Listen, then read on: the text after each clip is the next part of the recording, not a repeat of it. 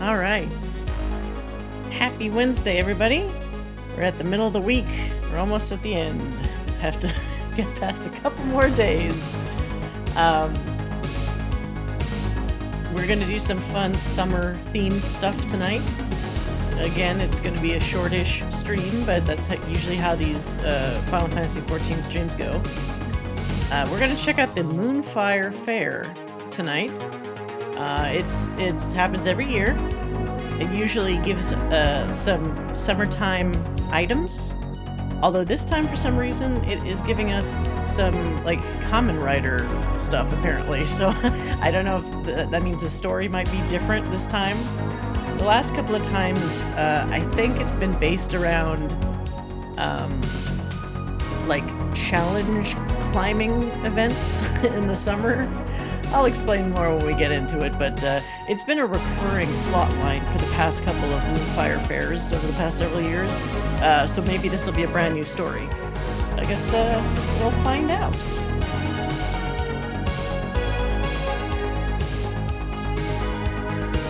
I may also check to see how our Island Sanctuary setup is going, but we did some good progress on it last time, so I might keep it where it is for the moment.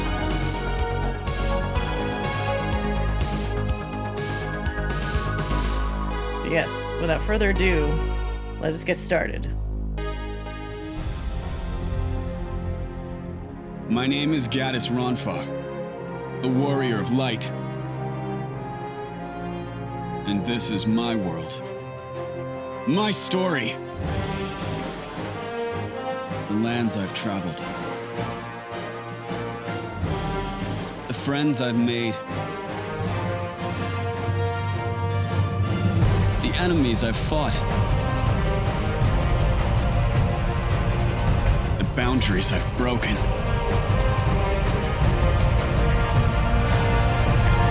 And the lives I've changed. In your darkest hour, in the blackest night, when you need me, I will be with you. So let us be about it!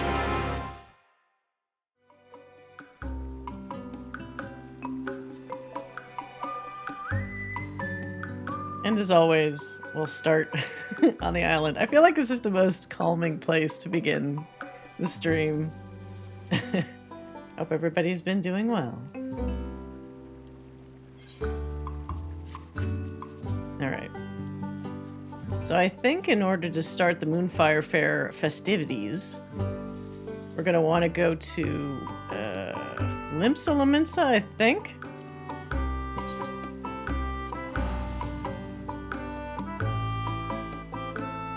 See what kind of crowd we have over there.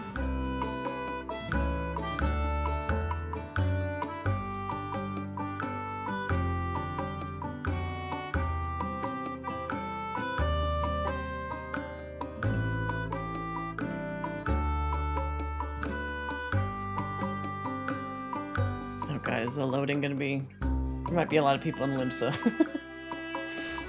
There you go. That's not so bad. Okay. Usually, if it's going to start in Limsa, it's near the Aft Castle.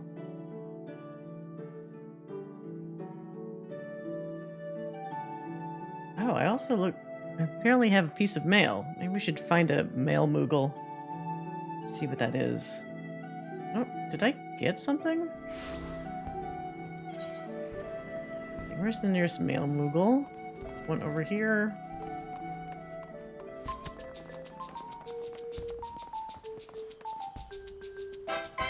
Oh, right, I forgot. It's the festive music.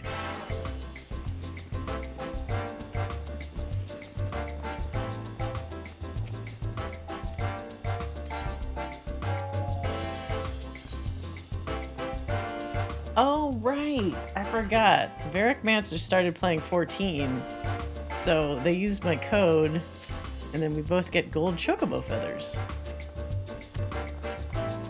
Thanks, Varric Mancer. Alright. Now, since we're starting, oh no, is it almost like nighttime? This is like the worst time to start the event. We should do it during a nice summer morning. Let's see, what's the Eorzea time? 6:30 p.m.? Oh, really? Okay, hold on a second. I can't remember how quickly Eorzea time passes. I want to do the event during the day. Maybe let's do a real quick trial. See if we can kill some time, and then when it's daytime, we'll do the event. It's kind of a bummer going to the beach at night. It's like, that's not exactly what I want to do.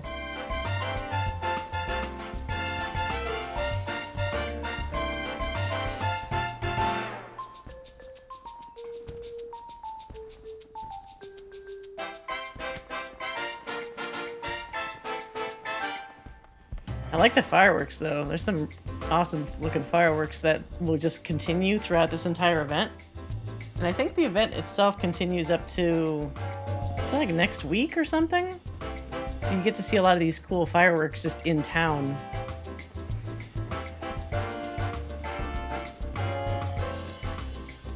Very picturesque. 5 minutes.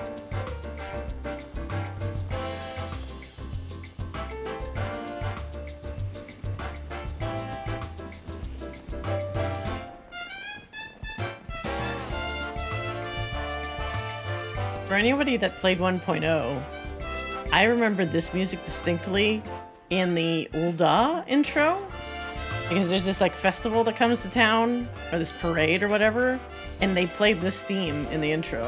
Of course, that's before everything goes to shit, because a giant Gubu breaks loose and runs amok, and then it's not so fun from that point onwards. But prior to that, it had this festive music. Come on.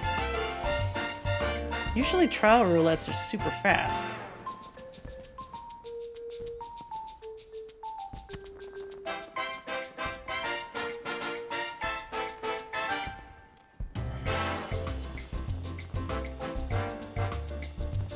Maybe I should have picked healer. Healer would probably go really quick.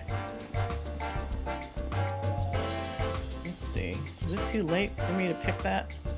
Oh wait, okay, number 5. Okay, never mind. That's pretty fast. If we're 5th on the list, yeah. Glad I didn't change.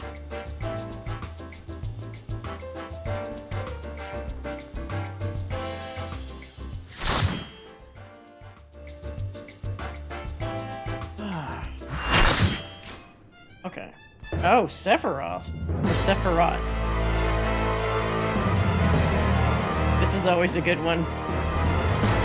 This is the one that has the music that sounds like it's from Power Man 5000, if anyone remembers that band. That's, what was that, early 2000s?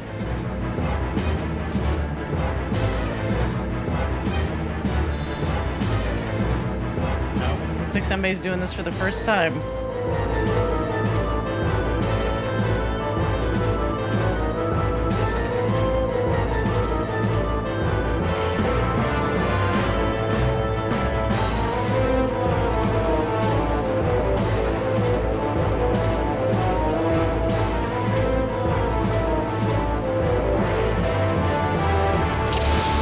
Go.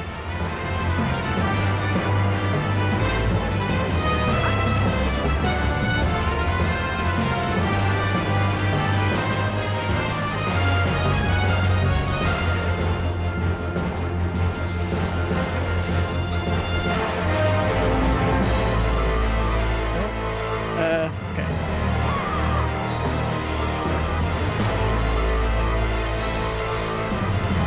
God, it's been a long time since I did this fight. I don't actually remember it very much well.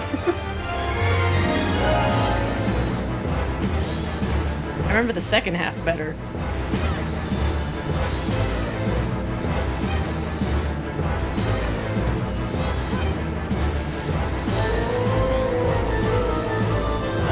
Oh god, get away! Away!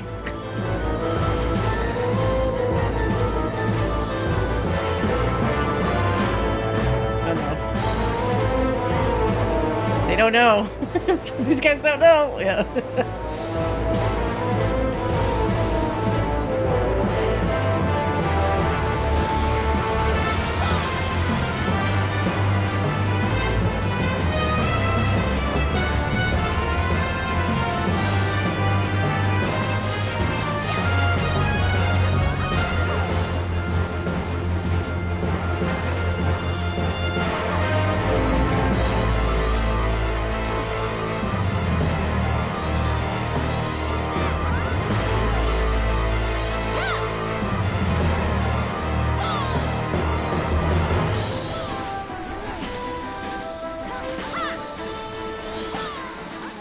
Okay, now here's the cool part. The music might be a little loud. So if this part's loud, the next part's gonna be crazy. Let's turn to 70.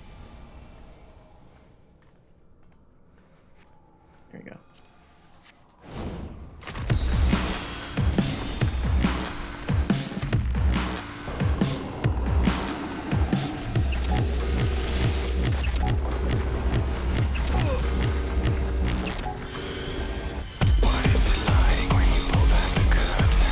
This fucking song.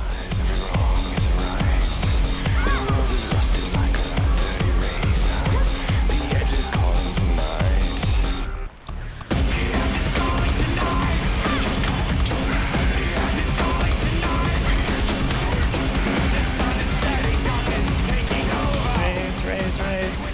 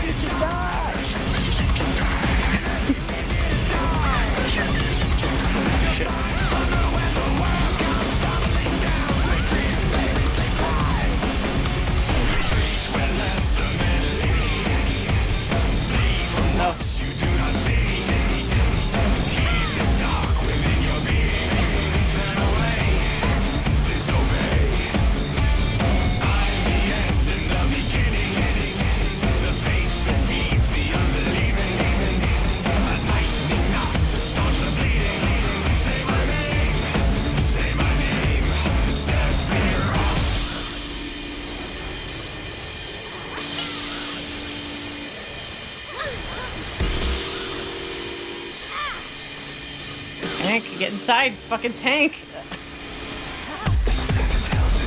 Oh god. Oh, Jesus.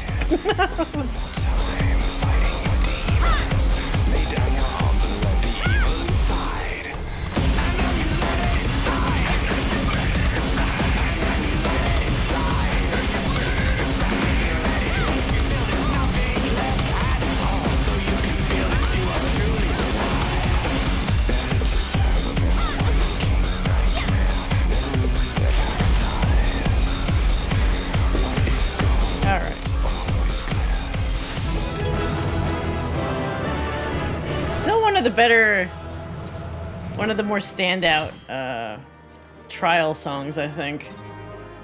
I know not everybody likes when Soken does that that kind of music. Ooh, what the hell? But I love the variety that he brings to all the fights. Okay, it's still fucking nighttime. Eorzea time. 9:35 p.m. God damn it. Alright. Maybe we need to do a dungeon. It'll definitely be daytime by the time we finish a dungeon. Do a dungeon. It better be a sunny day. Just watch me wait for it to be daytime and then it ends up being either overcast or raining. That would be awful.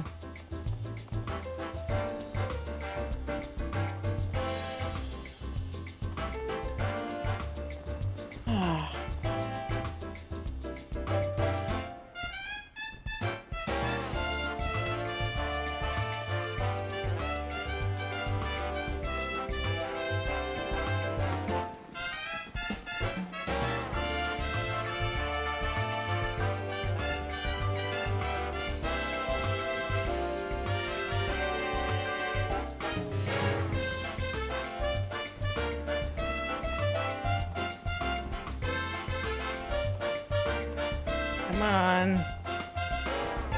I should, if I switch to healer, I bet I'll get an instant Q.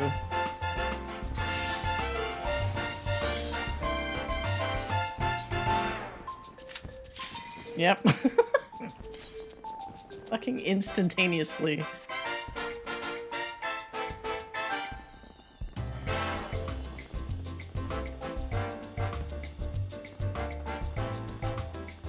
Oh, hey, Joe. Welcome. I'm trying to kill a little time with the dungeon before it becomes daytime in game, so that we could do the summer event during the day. So as I was saying, it's kind of it's not as cool doing a beach time event at night. Want to do DR? Oh no way! I haven't actually tried any ultimates. The ultimate fights. Have you done any Omniverse?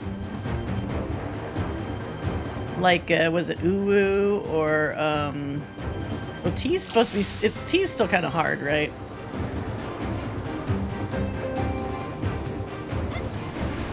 Oh, duty roulettes. Oh. Isn't that, doesn't DRS also stand for Dragon Song? What does it stand for? Dragon Song something or other? Oh, Jesus. Oh, right, on the healer.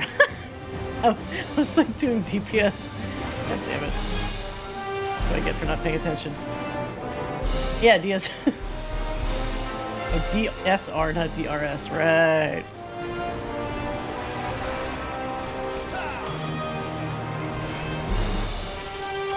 I'm too scared to do... Oh, what the fuck? Okay, the tank just went offline, so that's not great.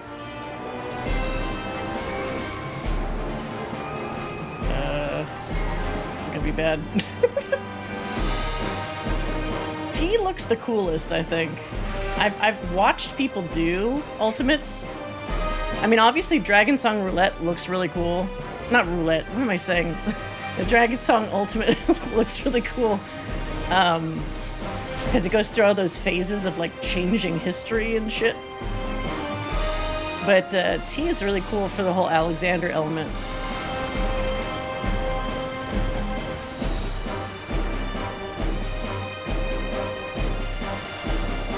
Gonna be interesting. I hope the tank comes back.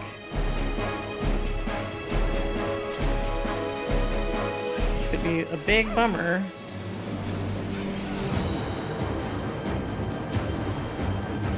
I remember when people were doing the Dragon Song Roulette, when they were progging it at the very beginning, just every time somebody found out new lore tidbits, people would just freak out. It was great.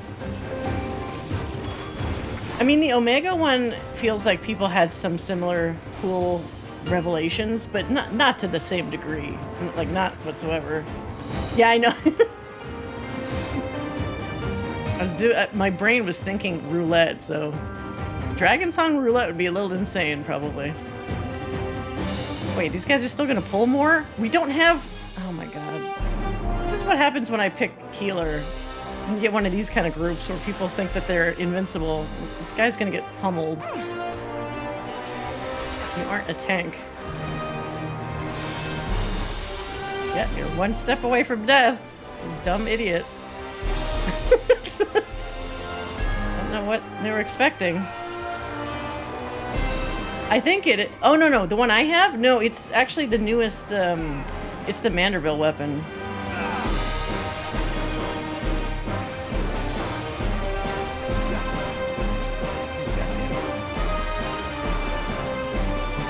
It has a similar color scheme, though. You're right. Because the Suki weapons are like pink and purple and stuff, right? With that kind of like ethereal sort of quality.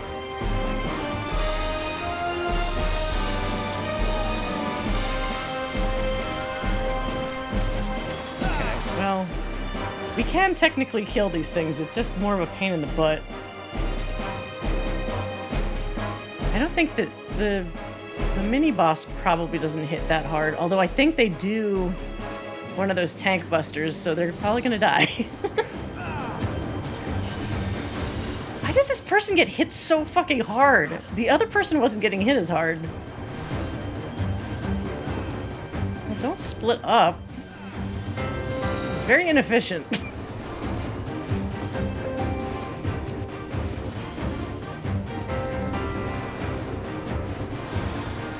Two people drive me nuts. Can you come over here? Over here. Oh my god. And heal both of you at the same time.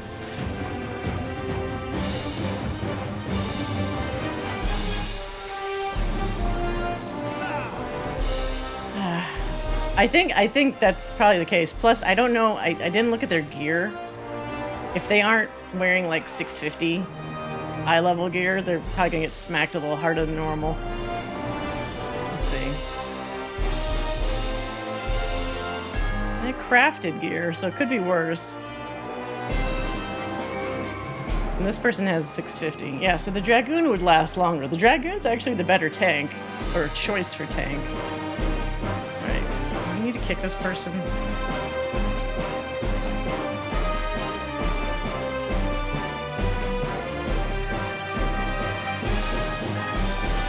That's the first time in a while that somebody... Wait, are you guys gonna search for another person? Okay, good. Sometimes people don't realize, like, one person in the party will have the option to say look for more people, and then if they don't click it, it doesn't automatically search for a replacement, which is annoying.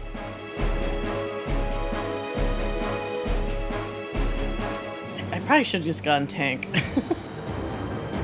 It's funny too, because I'm wearing like summer clothes in here. Actually, wait, I have the shiver. Ooh, it's too cold in here. Why did I wear summer gear into an icy dungeon? Oof.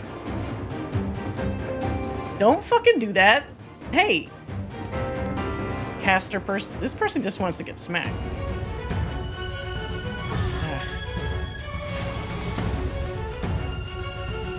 Why?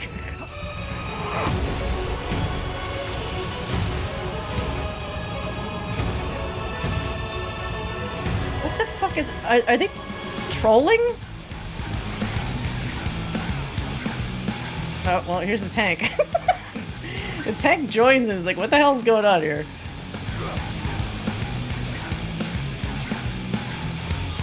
It's a little chaotic. Okay, it's fine now, though. It could have been worse, I'll say.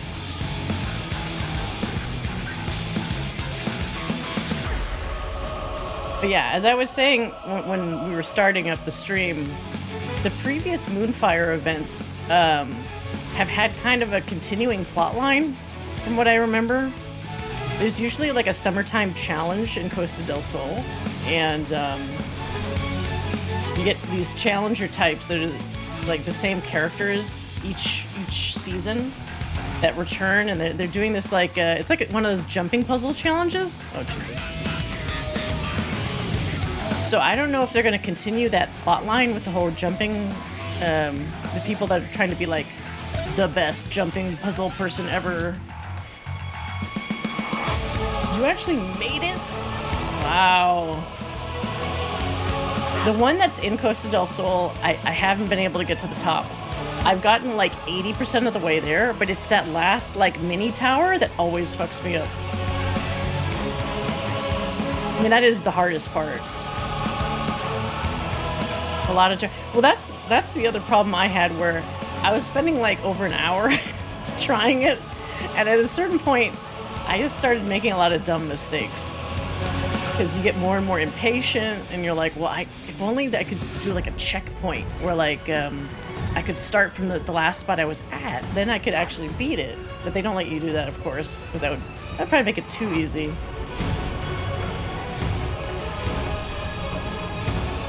Tower is fine. My inner saboteur is far more challenging to scale. Hey, stupid.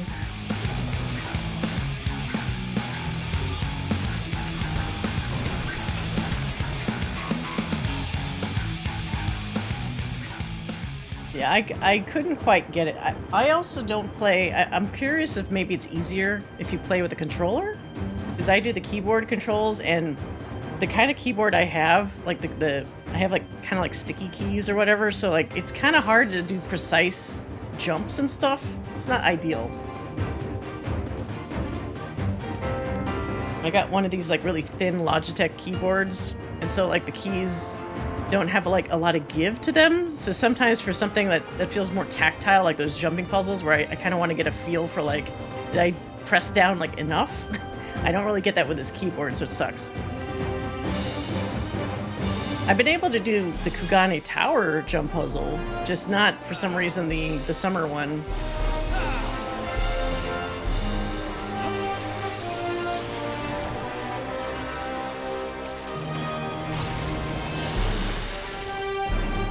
Oh, Jesus. Ah! How did that person get low so fucking fast? Their health was fine, and then, like, within 2 seconds, it took a massive dip for some reason. Oof. I need to pay more attention to that. I like Guild Wars 2 jumping puzzles, something about the physics or animation on 14. It doesn't click. And what's funny is, similar to even how you play 14, sometimes to me it feels like there's like a slight delay. So you almost need to underjump or overjump sometimes what it looks like to actually land on the right like pad. Or at least that's what it seems like to me. Other people inherently seem to just get a good sense of like how much or how little to jump, I've noticed, like, because they can just blaze through it. There's some dude, I forgot which guy. There's some guy that was able to use like a video game steering wheel or some crazy shit to like to go up the I think it was even the summertime jumping puzzle, like the hardest one. I definitely can't do that.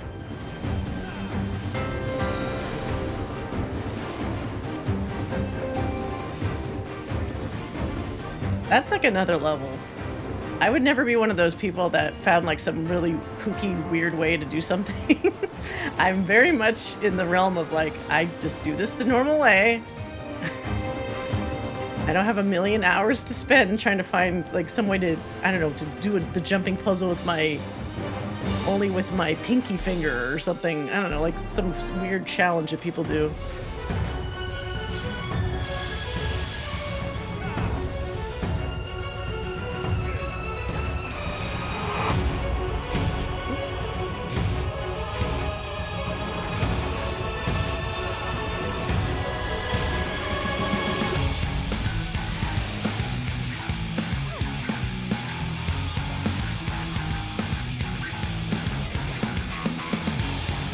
So when did they say, am I remembering it correctly that we're not going to actually have the MSQ patch until like October?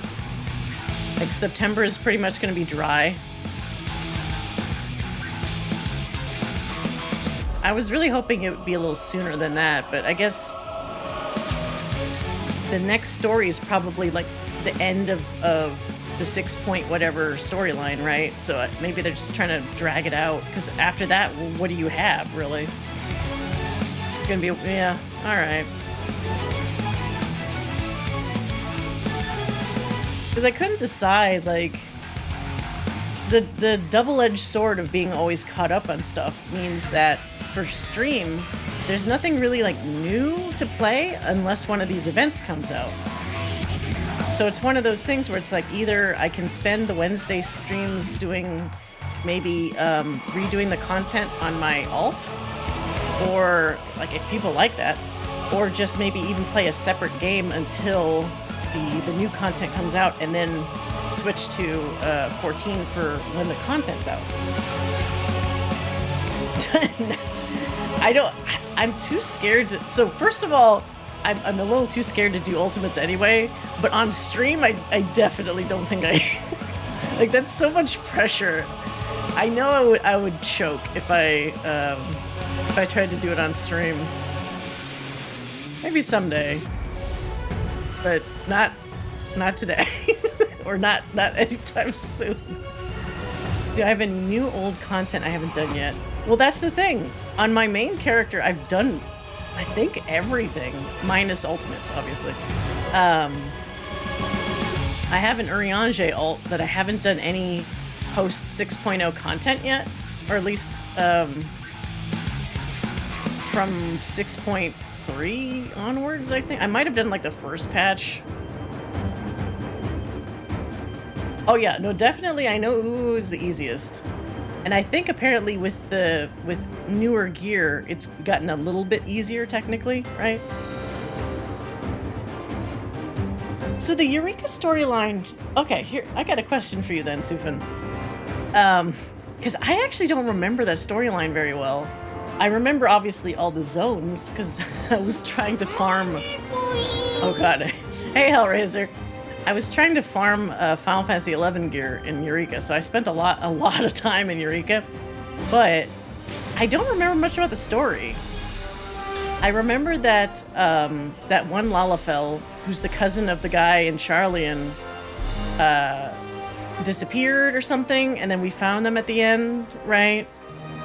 I remember there was some kind of choice you could make, but I don't think it really had any major impact on the story.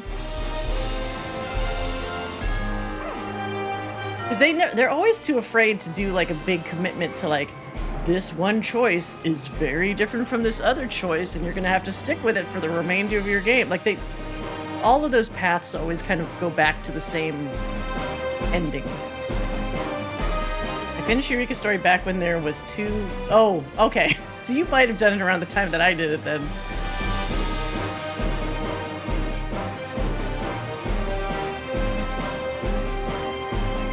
Because I did it so long ago, I barely remember. All I remember is that, hey, cool, we're fighting a boss that was in Chains of Promathia.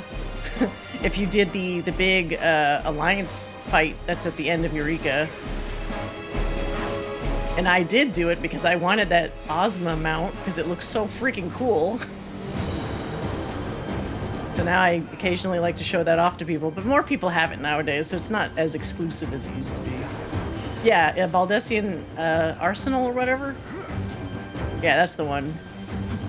But that was a trip, having all the 11 enemies.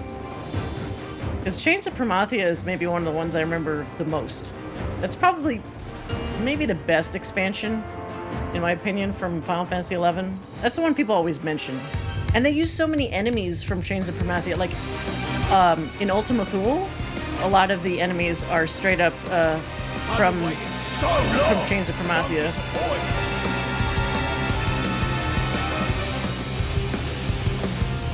Alright, this guy's a pushover, usually.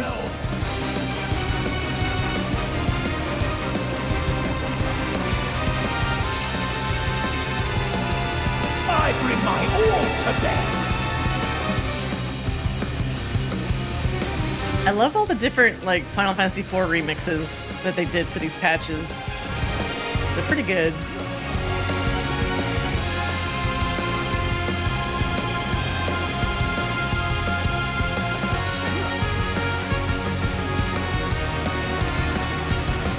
Oh, god damn it. It's the first time I've hit the water.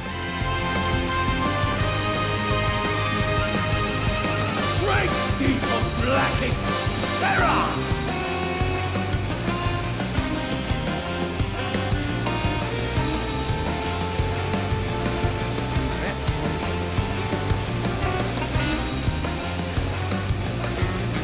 You know what's funny is a lot of people are still apparently doing Eureka, but Bozja really fell off.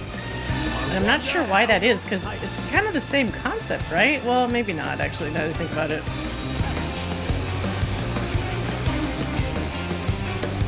I guess for people that joined the game kind of late, there's still a lot of stuff to do in Eureka. Eureka was more interesting visually, also. Because Bozja was just, like, one big battlefield after another. It's not as interesting. But Eureka looked like different landscapes and stuff. Very visually distinct. Yeah, the mechanics in Bozja were definitely better.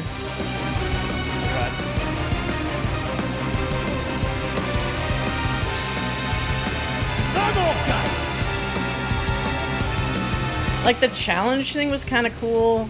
How you could also do one-on-one fights with the boss enemies was really cool, like in Bozja. And watching people do the one-on-one fights is fun. What? That's not right! Oh, what did I just get? Oh, I don't have room for any of that shit. How do you like this? You did all of them? So do you have that cool mount? The one that's like, it's like a flying motorcycle thing? Yeah, the bike. Is it a two-seater?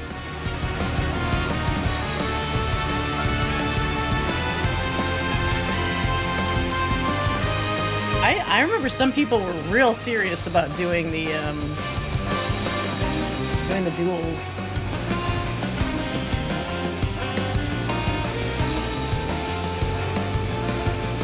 Regarding Eureka's story, all I remember is that we're exploring it with 2 Lalas, and one of them goes baddie.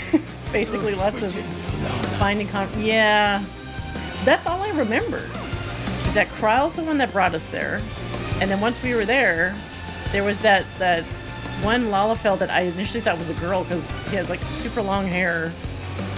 And then they like disappeared or something. But I guess they were in the Baldessian Arsenal. Why are you still alive?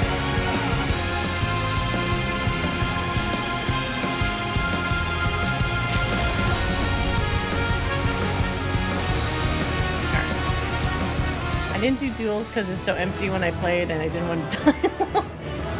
Aww. Well, it was kind of tough. Duels was tough when there were tons of people around because you get that added pressure of like all these actual people are standing just in the outskirts of the fight watching to see if you fail. Oh, it's almost... Wait. 5:30 in the morning. Okay. If we do this right, because Eorzean time happens faster, then by the time we finish this like beginning of the quest, maybe it'll be morning so we can go to the beach. I'm already wearing my gear. My little beach outfit. Plus you had to spawn them and it took a while to get them to pop. Well, some of them kind of came up on their own, right? And then other ones, they had like certain situations or like requirements, right? To make them appear. And what was crazy to me was for Bozja, I don't know how people figure that shit out. Some people within the week that it came out, they already knew all the strats and all, like how to do this and that. It's like, you guys must be amazing at like sharing notes or something, because like people already had walkthroughs for stuff. Even with trials and with raids and stuff, I'm always amazed that like within fucking 24 hours or something, there's always at least one person that already knows all the patterns and like has a little drawn up like chart of like the shit you're supposed to do, and it's like, what? If it was me and I was doing these things totally blind with no outside help, I would be smacking my head against the wall for like weeks, probably. But I have noticed that some of the more recent trials have and raids have a lot of similar mechanics as older trials and raids. So maybe that helps a little bit. Like you see some familiarity in the fights. Oh, there we go. Now we're getting the sunrise. That's nice. Okay.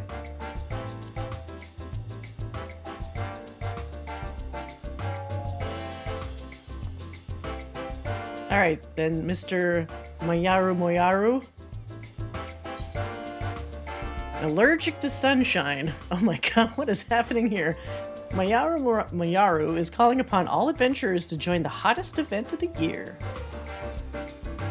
Ah, my prayers are answered. As the sun beat down upon my brow, my flagging spirits were kept aloft by the hope of your return. Now that you're here, I can say that the Moonfire Faire's success is assured. Our festival has a long and storied history that hardly bears repeating, but for all intents and purposes, it's become the premier event of our guild.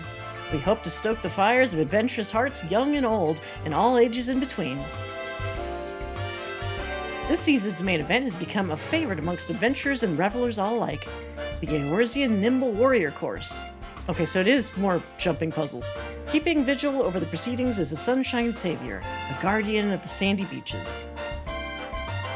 Who is the Sunshine Savior, you ask? If your interest has been piqued, then I encourage you to make haste to Costa del Sol, where Hermaga?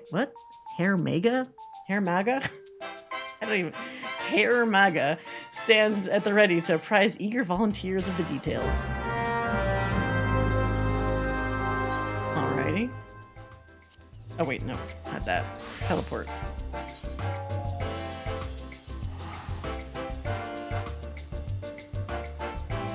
I think because those combat zones are optional makes them less approachable, especially to new players who already... Well, so that's the thing. Eureka still has a lot of, like, perks and stuff to get, even if it's been out for a while. But a lot of Bozja was really only good to, like, it's good if you want to quickly level a class that's from, what is it, 71 to 80, right? I think? Or you want to do the, whatchamacallit, the relic weapons for that area. Like, if you like the look of them. Because they're not going to be good to use, but they'll be good to, like, glamour. But I feel like Eureka has a lot more like weird little quirky things, like collectibles and stuff that make it like a longer lasting option. Because like, for example, I had some FC mates just 2 weeks ago. Like somebody randomly was asking me, hey, you got the optical hat in that one of those first zones in Eureka, right? And I was like, yeah. It's like, well, for the Hakataku eye cluster, like, what did you have to do? And it's like, wow, I haven't thought about that fucking thing in years. But somebody was doing it. Alright, where is... Oh, we gotta go here. Veteran players have zero reason to come back, especially if they got everything they want. That's what happened with me and Bosja. I farmed the shit out of Bosja. I kinda don't want to go back. I think the weapons are best in slot for older ultimates. Oh. The guild is not... Yeah, and that's true. So, like, for example, talking about the Hakataku eye cluster, it's made of, what, 6 or 7, like, eyes that you have to combine to make the cluster? And you could sell those individual eyes, because nowadays, most people probably don't want to do the hunt for the eyes. They'll just buy it off the market board, right? Okay, where am I? Oh, this person.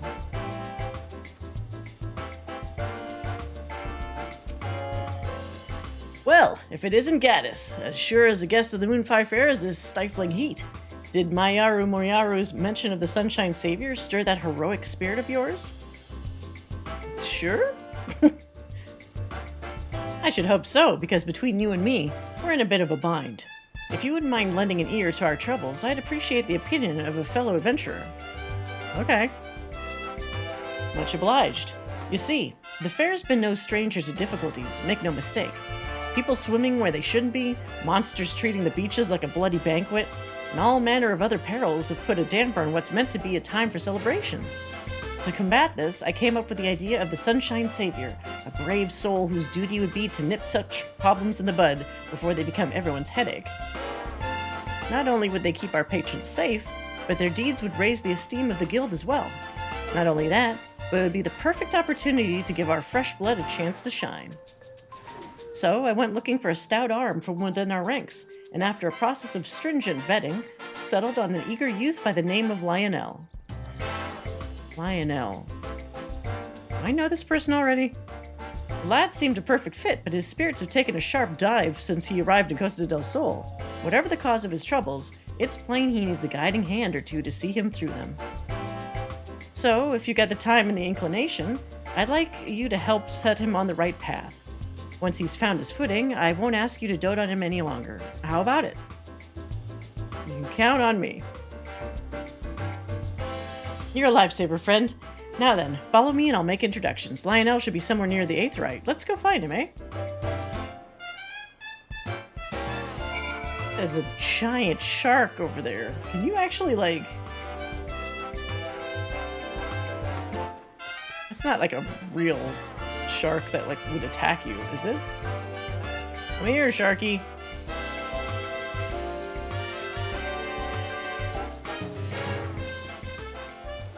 Come here, shark. Attack me. Attack the Warrior of Light. I dare you. I'm just out of range. Come on. Would I just swim right through him?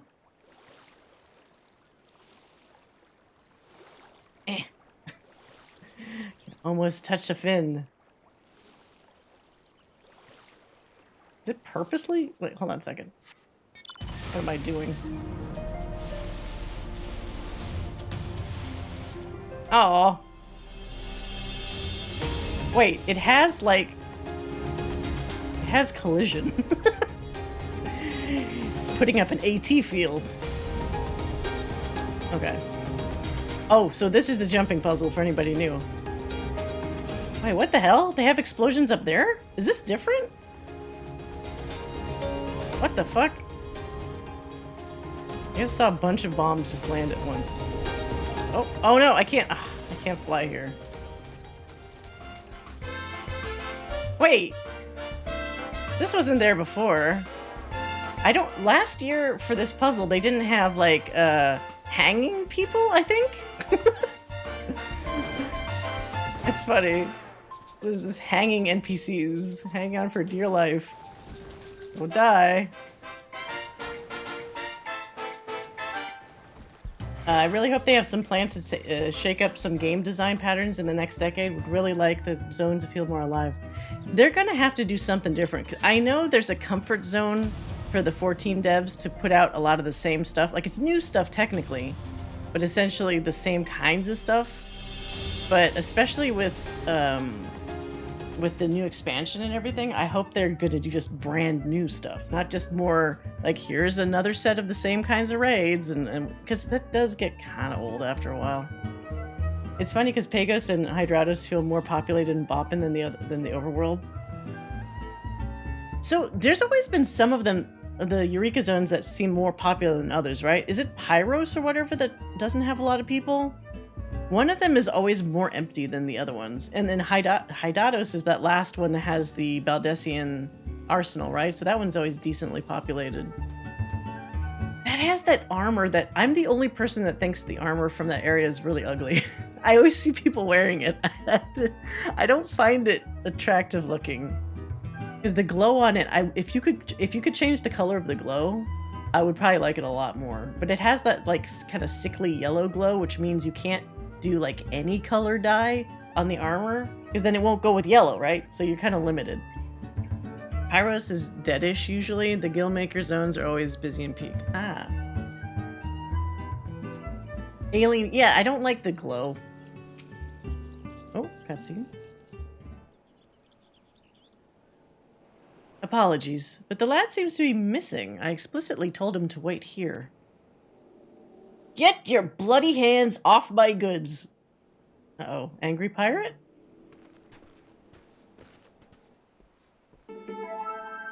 Sorry, terribly sorry. I only thought to help. The crates looked awfully heavy, you see. But you're right to be wroth at me. Yes, for why would you need my aid with my arms thinner than sprouting reeds? I see the error of my ways. I shall shovel buffalo dung as punishment? What? Is this person faking this scared act? Ah, lad, sorry for snapping at you. Appreciate the thought, but the contents of these crates are my livelihood. Can't trust just any passerby with their safe carriage, you understand?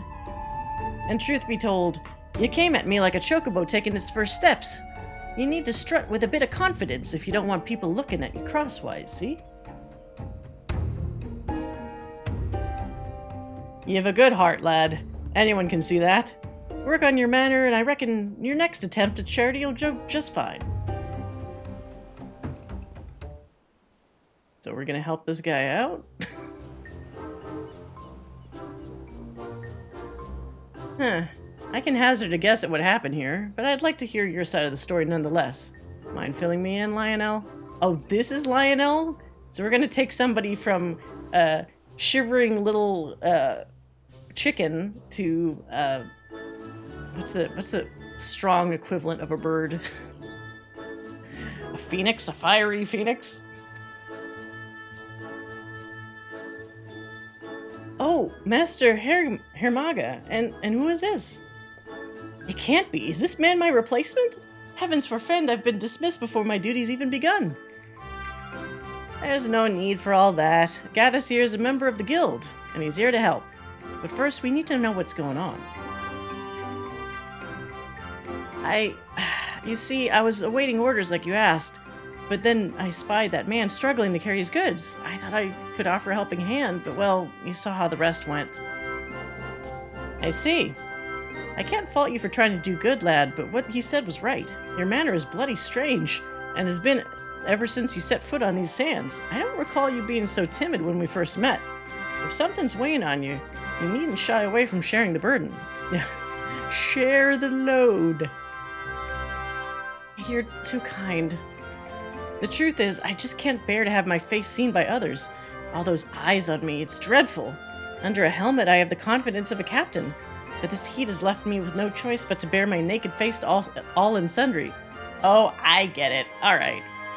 That's why we got a common rider outfit here. It's like, to give him confidence, we just let him do cosplay. I'm afraid I'm likely to do more harm than help if I can't get my nerves under control. But the festivities are due to start soon, and I can scarcely stand to look you even in the eye. So he's got so much social anxiety, he can't even just, like, look at people normally? Oh my god. So that's the way of it. I appreciate your candor, lad. If it's as simple as covering your face, we can get you sorted straight away. Come with me to the storehouse. I have something there that I think you'll like. As for you, Gaddis, you'd better wait on the beach for our return. Don't worry, we'll be back before you can break a sweat.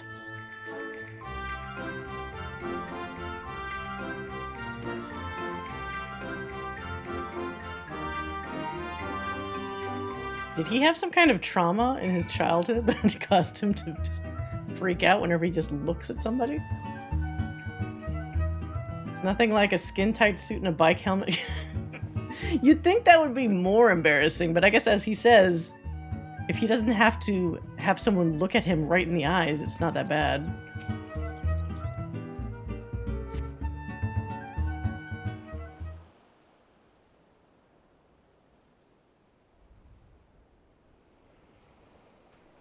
Alright, is he going to be wearing it? And here we are. Feast your eyes upon Costa del Sol's Sunshine Savior. God, it is. What? It's like... this music. Blinded by its brilliance, aren't you? I had this lovely piece made for the moment I conceived of the Sunshine Savior. A special commission from the Weavers Guild. But genius isn't always obvious, I discovered. My colleagues claimed the coloring was too bold, the design too daring.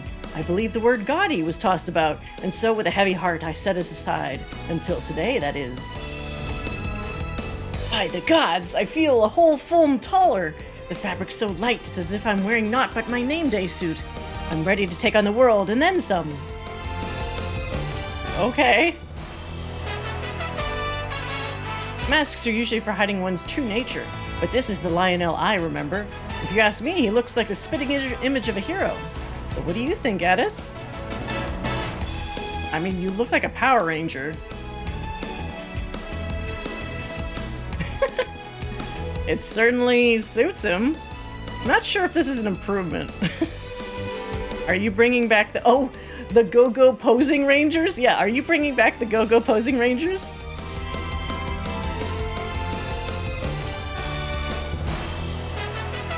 So you remember that, eh? Truth be told, the thought had crossed my mind while designing the costume, but now that you mention it... Ah, the Go-Go Posing Rangers. I know their story well. Those dauntless heroes pitted themselves against the Bombards for the safety of the realm. And just as the flames of the Bombards were extinguished, the Rangers disappeared like a ship over the horizon.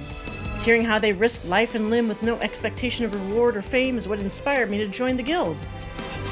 Wait, that was like a long-ass time ago, wasn't it? Around the time that they had a reward that was all the, like, Power Ranger posing emotes that I have. That must have been at least, like... Was this, like, during Stormblood or something? That's so. It warms my heart to know they left such a lasting impression on at least one young mind. Now then, Lionel, consider this your official appointment as the Sunshine Savior. Go forth, and remember that you carry the reputation of the Adventurers Guild on your shoulders. Don't crumble under the weight, lad. Become a savior worthy of your namesake, and our guests will soon forget the countless monsters and maladies that lurk beneath the tides. I know you won't disappoint.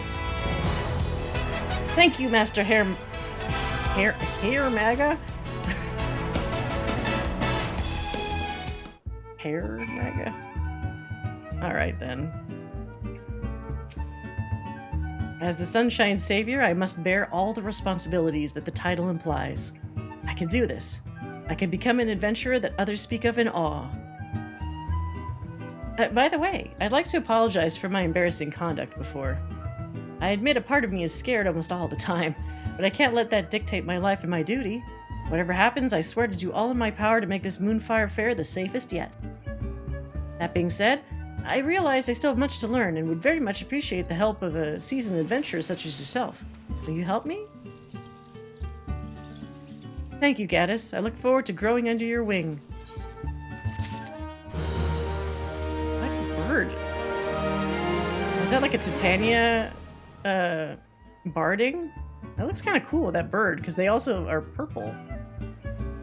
Somebody's very good about matching their bardings with their chocobo. I am the sunshine. Hermaga is eager to send the Sunshine Savior forth into the sands of Costa del Sol. Oh wait, hold on a second. I need to free up my inventory. Because otherwise, I'm not going to be able to get these things. Let's toss this shit. Okay. Lionel looks every ilm the hero, make no mistake. But looks aren't worth a damn if his heart isn't in it. How are you feeling under that mask, lad? Up for the work ahead? About that, as much as I'd like to jump right into the thick of things, I can't help but harbor some small doubts. The incident with the merchant earlier made me realize it's one matter to want to aid those in need, but another matter entirely to know who needs it. Fortunately, I have Gaddis by my side, a seasoned adventurer. I mean, does he not know that I'm the warrior of light that saved the universe? I guess not everybody knows these things. Who's helped his fair share of troubled souls. I've asked him to take me under his wing for a bit, and I hope to be a quick study.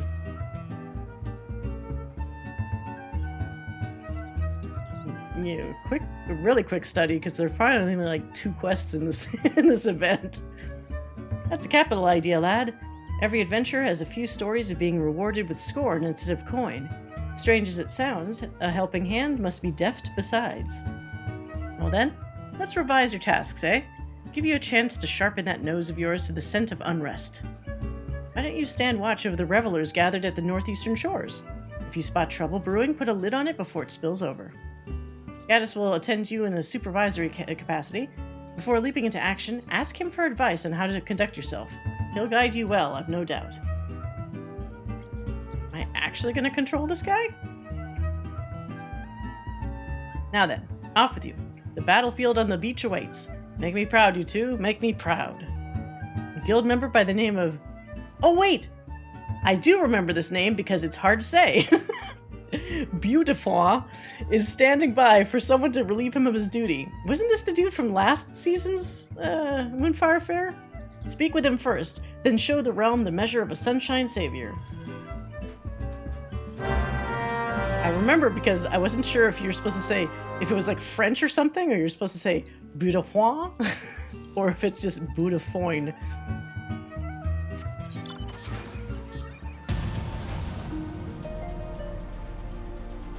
Beautiful?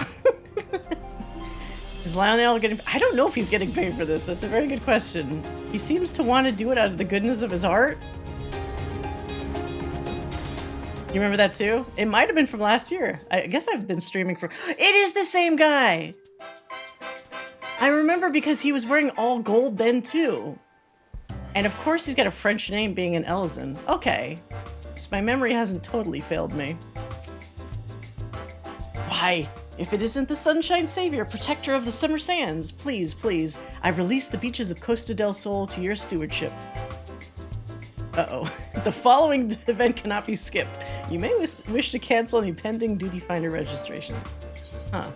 Okay. I relieve you of your duty, other Elizan. Ah yes, before I go, allow me to furnish you with these link pearls, a crucial tool for a pair of strapping guardians such as yourselves. Godspeed, saviors.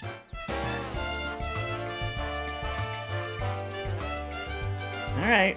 Bye-bye, shiny man. Is that all we're seeing of him? I guess he had a whole story last time. Goodness of his heart? That and 2 gil will get you 1 tin ore. Yeah. The most good people are always the poorest for some reason. Oh, I remember these guys too. Oh no. Oh god. I'm getting flashbacks. I thought we helped Purple Cat Boy last time. And now our watch begins. Go on, Gaddis. Tell me what you see. If there's trouble lurking about, the Sunshine Savior shall rise to action. Okay, I remember this from last time. These guys over here, this guy was trying to be like a hero last time, and we actually helped him, so why is he depressed now? But more interestingly, This is, what's his face? Elizin pirate captain who secretly ran away from Ishgard and abandoned his family for the pirate life. And the other pirate captain that doesn't want to admit that she has a crush on him. But I don't think he realizes that she has a crush on him. He thinks that they're just dueling pirate captains. I'm far more invested in this particular plotline if we can actually help them out this time. A young Makote lad and lass look like a sellsword just stole their lunch. A shifty pirate lass is sizing up a nearby man. Quite intensely by the look. Wait, do I have to pick one? I'm gonna pick the pirates. Mm-hmm. Help them. Fuck, what was the pirate guy's name? Oh, Carvalane. Yeah, that's right. Bloody Carvalane thinks he's too good for a pirate, does he? I'll make him see. I will. I just ask him all nice-like. Fancy a stroll in the beach, Carvalane, or some such. He'll just think I'm itching for a duel. Are we gonna try to hook them up for real this time? She's mumbling to herself an awful lot. The menacing provocations of a pirate, no doubt. What do you think, Addis? Oh, no. Oh, God. Just ask if something's the matter. She's gonna get aggressive, though. Don't worry about her. Worry about the man. We should watch from a safe distance. So, the third one is just totally hands-off. But I know if we do hands-off, she's never gonna land Carvalane, because he just doesn't know that she's interested. I don't even know if he is interested. If we ask her, there's probably a chance she'll get defensive and she'll just clam up, and then we won't be able to do anything. Maybe let's worry about the guy? Let's try to clue Carvalane in.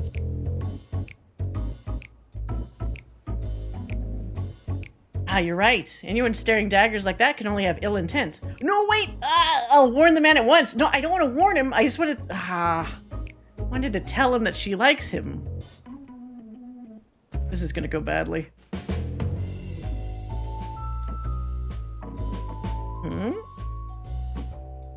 Uh-oh. Oh, no! Shit.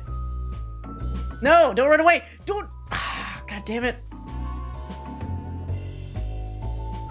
Okay, that he didn't even say anything. Wait, come back, Carvalane. What the fuck? No. God damn it. The pirate ran off with nary a word of explanation. I can't help but feel as if I interrupted something.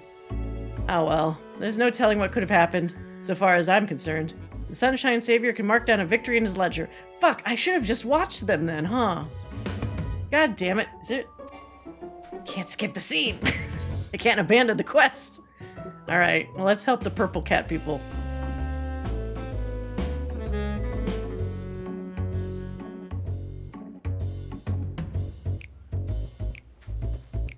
She probably would have just messed it up anyway. Grr, I failed again. I'll never master the course at this rate. Oh, yeah, he was trying to do the course last time too. I thought he succeeded. Come on, fool. I believe in you. Nothing I say seems to help. I wish I knew how to cheer you up. The lad looks absolutely crestfallen. From what I can gather, he's having some difficulties with the Eorzean Nimble Warrior course. I know what it's like to feel success slip from one's grasp time and time again. Okay. Show him how a Sunshine Savior does it. Give him some words of encouragement. Leave him be. He'll learn more by lifting himself up. I don't know if that's true, because he's just gonna mope around in the sand. Well, let's not pick the second one. Let's try the first one this time. Well, I didn't really factor in whether this guy can actually do the course. Maybe I just fucked this up. You want me to attempt the course? I'm equal to the challenge, you can be sure, but that would mean leaving my charges unprotected. If you ask me, it looks like the lad needs only but a few words of encouragement. Yeah, that should do the trick. Oh, okay, you're gonna do it anyway then.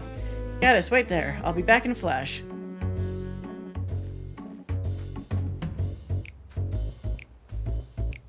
Uh-oh. He's shaking his head, though.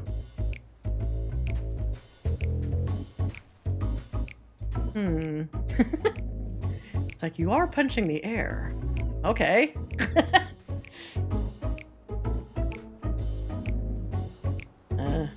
Okay, so that kind of works, apparently.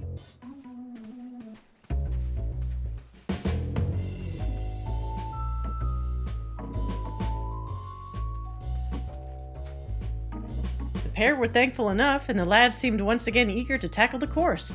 All in all, success for the Sunshine Savior. Well, that's like 1 out of 2 that was a success. Well, I see nothing amiss in this area. What about over there? Over where?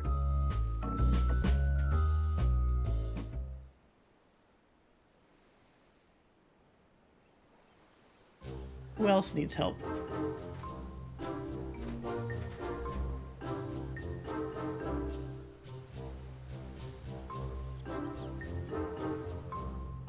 Oh my god, that one Rogadin. Fastest squatter I ever saw. And now, watch begins. Go on, Gaddis, tell me what you see. If there's trouble lurking about, the Sunshine Savior shall rise to action. That guy's gonna give himself some leg cramps. A group of revelers are entranced by the Eorzean Nimble Warrior Chorus. Some muscular fellows are slumped over on the ground. Let's see the muscular fellows.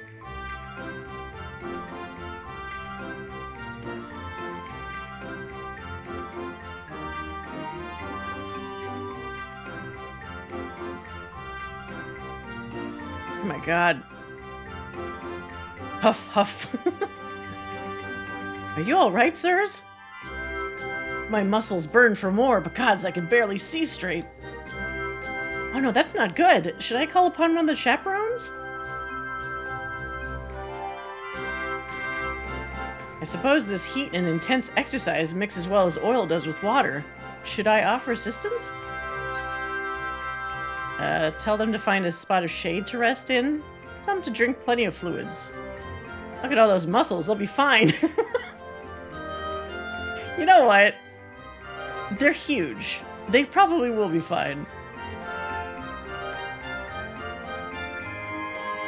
I see that, but what use are muscles before the pitiless rays of the sun?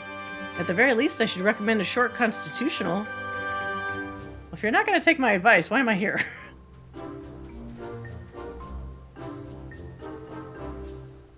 That one guy seems totally okay.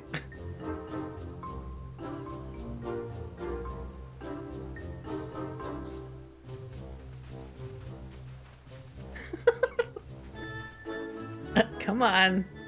He's like, what? I'm fine.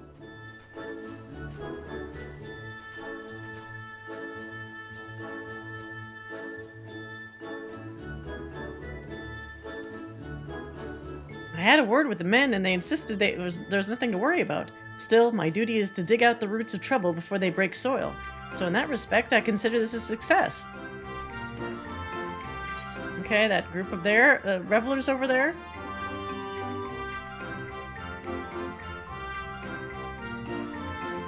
Mm-hmm. I'm fine, don't drag me down to your level. Oh, wait! We've seen these guys before, haven't we? In a previous event. Go on, jump! Jump like your life depends on it! You'll never make it from there. Watch out or you'll eat sand! Who are they yelling to? Oh, oh Jesus. Well, that didn't help that person. Oh no, is he alright? I think I heard a snap. Snap? What? Okay, that's not good. Help him! Oh, oh I'm coming! Swimming in that suit might be a bit of a problem, but...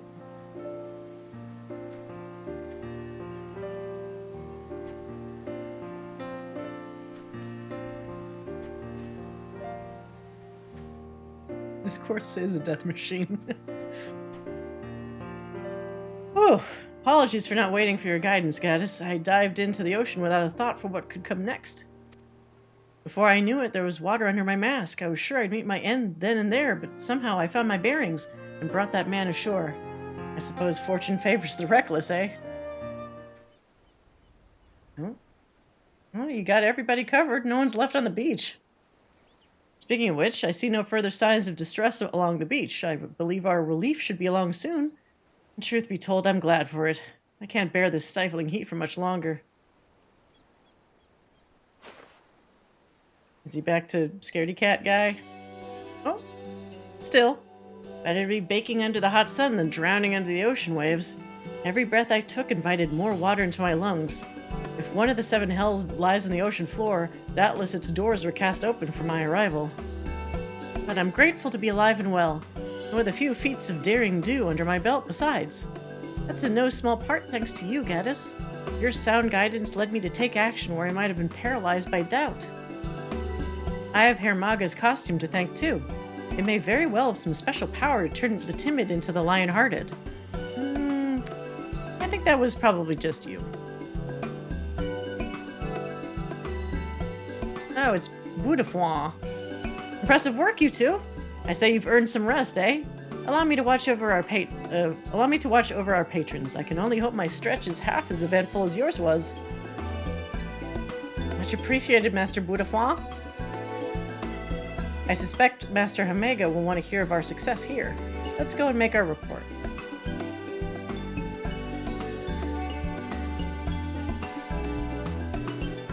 So they're basically fancy pants lifeguards. Fancy pants fantasy lifeguards.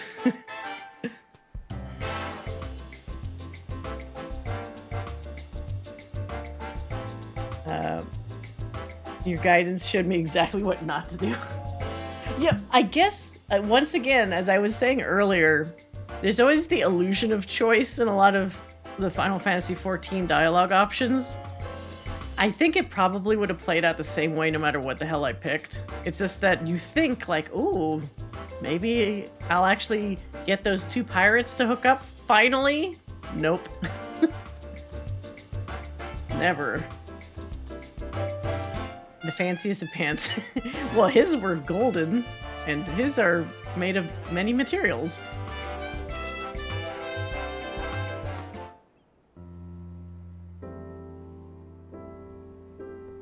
Ah, there you are. The stories of your deeds precede you. Revelers up and down the beaches are taken with your bravery. The one you plucked from the sea even came to offer his personal thanks. By all accounts, your lost confidence has been restored and more besides. I reckon you're ready to set off on your own, but I won't force it upon you if you've got lingering reservations. Well, truth be told, I wouldn't have been able to do it without Gaddis's help. And this mask, of course. Donning it makes me forget the meaning of the word impossible. You have to realize that Gaddis won't be around forever, so inclined to adventuring abroad as he is. A savior needs to be able to carry their burden alone if they're to earn the trust of others.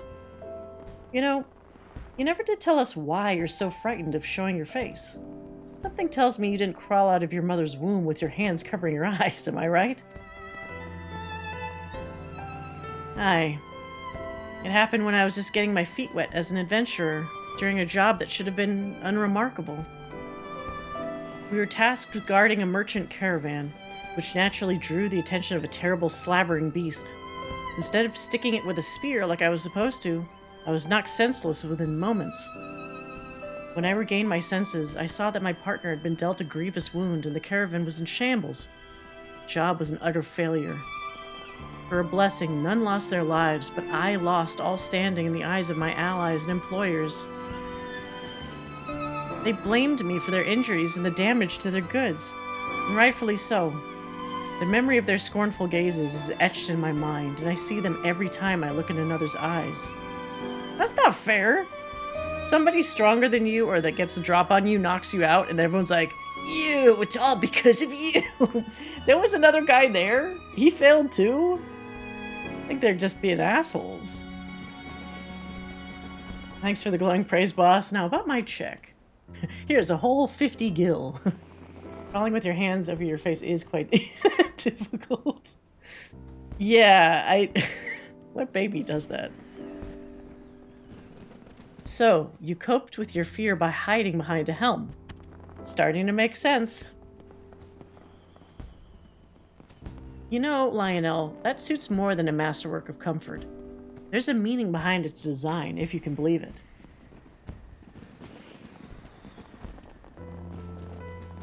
Oh, it has a fucking...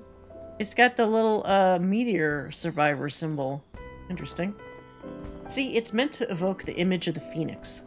That legendary bird symbolizes rebirth, rising from the ashes over and over again, each time shining brighter than before. That makes sense, because it's got the little phoenix, like, tails in the back. Seeing your triumphs as a sunshine savior has made me certain that the phoenix's fire burns within you, Lionel. And when those flames are stoked, you'll be reborn with more courage than you ever could have imagined. The FFXIV. Oh, there is an X on there. All this time I was wrapped in the Phoenix's embrace. Yes, if there's a chance I might be born anew, then the path ahead of me is clear. I'm heading back to the beach, this time without a mask.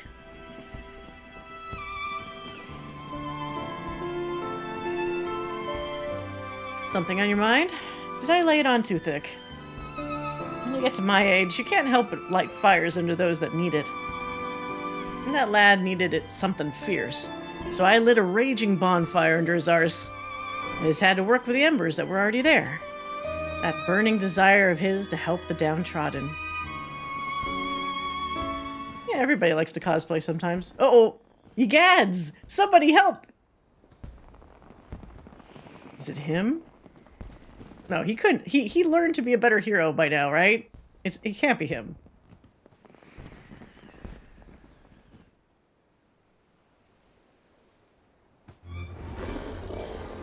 Oh, what the hell? Didn't we fight one of these before? I thought this was like the Fate from last year. Or was it the giant bomb? I can't remember. Oh no, a little kid! Oh, it's what's-her-face, the one that gives us the weekly challenge. I need her! I need her to keep giving me the weekly challenges. Somebody save her. King Shark? It is kind of King Shark. Oh. That's right.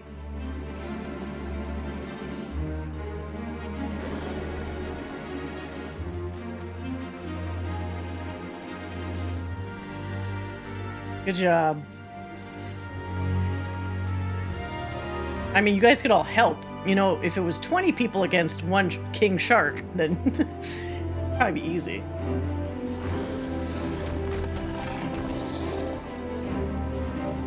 Does he even have a weapon? What? Is he just gonna go in his mouth? Oh, shit. You need at least a shield or something. Unless he's a monk, but it doesn't seem like it. Ugh. What's wrong with me? I'll help. Oh, okay. Not so fast, Gaddis. If someone jumps to his rescue again, that fire I just lit will be snuffed out. I mean, he's gonna get snuffed out if he doesn't do something. We need to think of a way to help him that doesn't involve doing all the heavy lifting.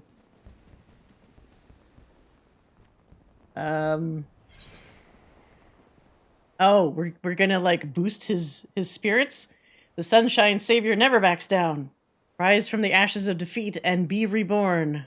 No monster can stand against Lionel. If you can't do it, no one can. Let's make it more personal without saying Lionel's a dorky name. So I think this sounds silly. Let's say, if you can't do it, no one can.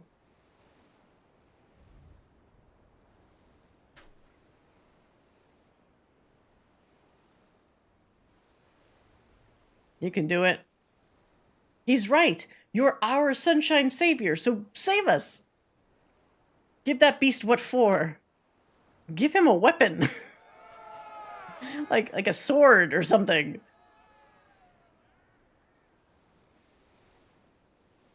They really have faith in me? Oh, is he gonna get some Dynamis for a limit break?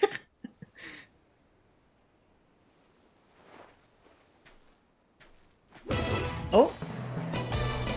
He's become Power Ranger. I can't let them down. I must uphold the reputation of the Sunshine Savior. Oh boy. Yeah! Bathe in the flames of my rebirth! Bathe in the flames of whatever the text was.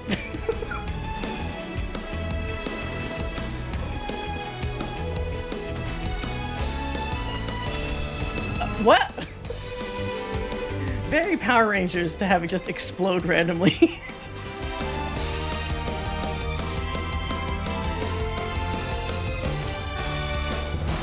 Well, good job, kid.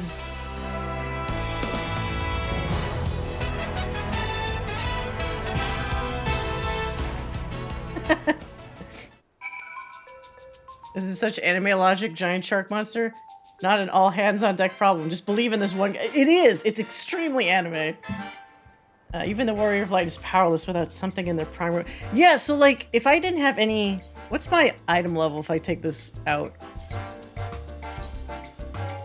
Oh wait, you can't unequip it. I'd have to give myself like something really shitty. I would be hitting for like 50 damage. Like if I had one of the crafting classes or something. So everybody needs some kind of weapon. Must have been all the flammable shark oil we keep hearing about. Who knows? Maybe he ate a barrel of explosives for fun. Are you okay?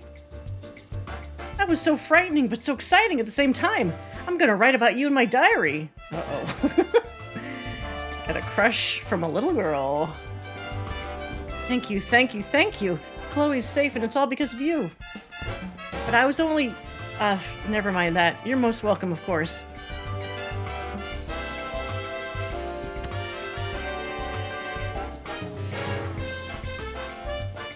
I'm not sure what to call what just happened, but the word miracle comes to mind. Did I truly vanquish that bloodthirsty brute of a shark? That you did. And without a single scratch on our guests. You showed them what the Sunshine Savior stands for and gave them a display they won't soon forget. All on your own, too. But even a savior isn't invincible, eh? Go with Budafon and get yourself checked. Wouldn't want you to be done in by a few scrapes. Gaddis and I will keep an eye on things here in case any other seaborne predators decide to try their luck.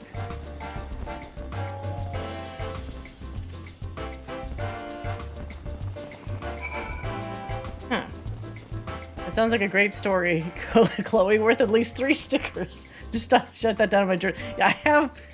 Hey, Chloe, can you fill in some of these? Oh wait, I actually have one. A little sandwich sticker.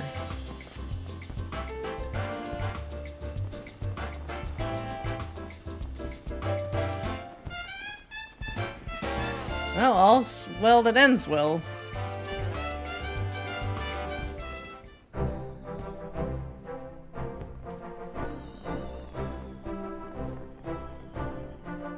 Ah, you've returned.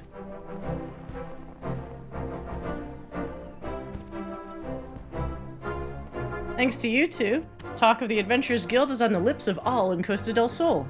As far as I'm concerned, we could consider the Sunshine Savior a rousing success and a boon for the guild.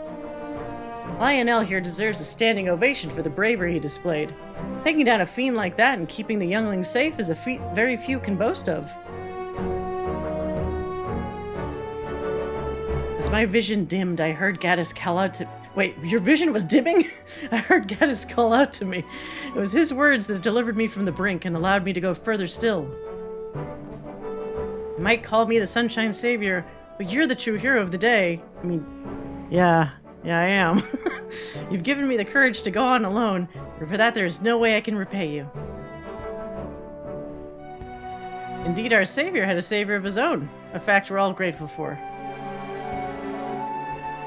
I'm of a mind to make you an honorary Sunshine Savior suit and all. Wear it well, and don't ask me how many more of these I have stashed away. Now, go on. Forget your worries and take in your fill of the festivities. For the Moonfire Faire is safe so long as Lionel stands as its guardian. I shall remain vigilant for any signs of trouble, and if aught appears to threaten the peace, I'll be there to stop it. Just gonna run off into the sunset? Well, the sun's already set.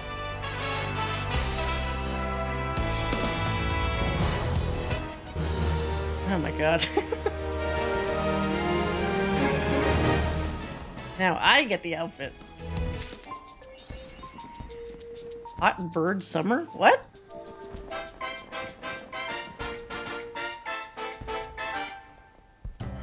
This hot bird summer. Hold on.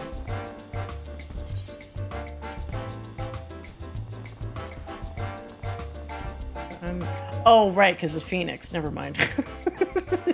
I was like, what? Hot bird.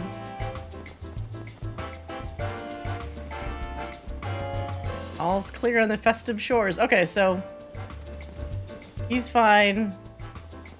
Everyone else is enjoying themselves. Oh, let's see what the free gifties are. Not free, but like inexpensive gifties.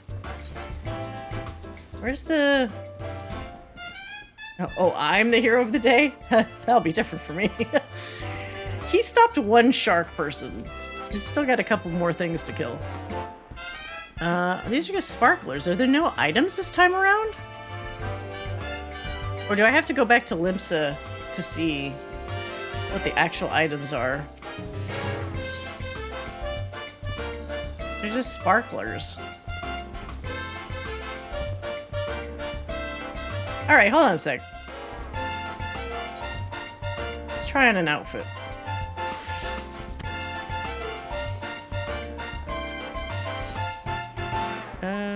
Okay, so... Oh.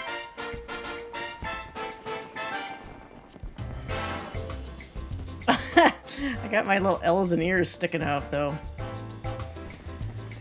So if anyone's ever watched, it's one of the older Kamen Riders, Kamen Rider Faizu, like 5. There is a Kamen Rider in that show that actually has the X helmet. So that one feels like the most obvious reference, but that was like fucking 10, 15 years ago. It's probably not specifically that, but it does have an X. So what can you dye it any cool colors? I mean, black always looks cool. Blue is a little much.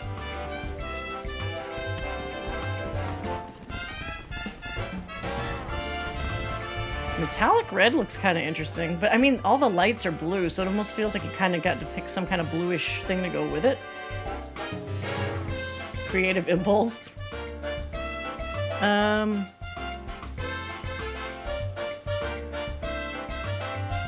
Shadow blue looks kind of fucking cool. Like, this looks cool. Yeah, fuck it, I'll do that. Why not? Let's be festive. Oh wait. Glamour. Right, let's do the helmet.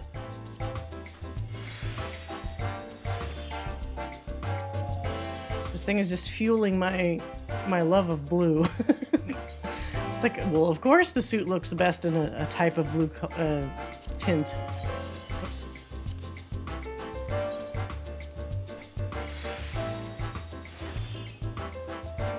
Okay.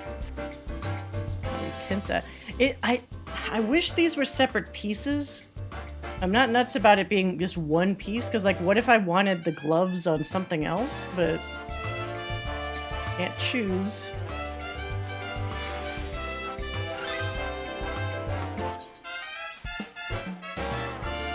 Oh, it glows at night?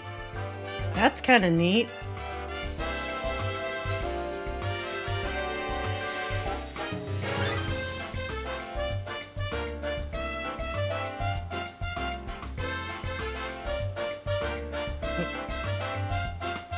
It does the cool thing. Hold on a second. I have this stupid screenshot capture thing that has the same hotkey as like aiming the camera down, so I have to turn that thing off. Otherwise I can't aim my camera down. Super annoying. Okay. Now I should be able to look down. There we go. Yeah, cool. It kind of doesn't go with the summertime vibe, but I mean, it's a cool outfit to have. So whatever. What would be even cooler is if you did fighting or something, if the back actually exploded into like Phoenix wings or some shit to go with the tail. That would be really fucking cool. Do I have any wings to go with this? What's the fashion accessories? I only have like evil wings. that's not quite. If I had like glowing like phoenix wings or something, that would look really cool.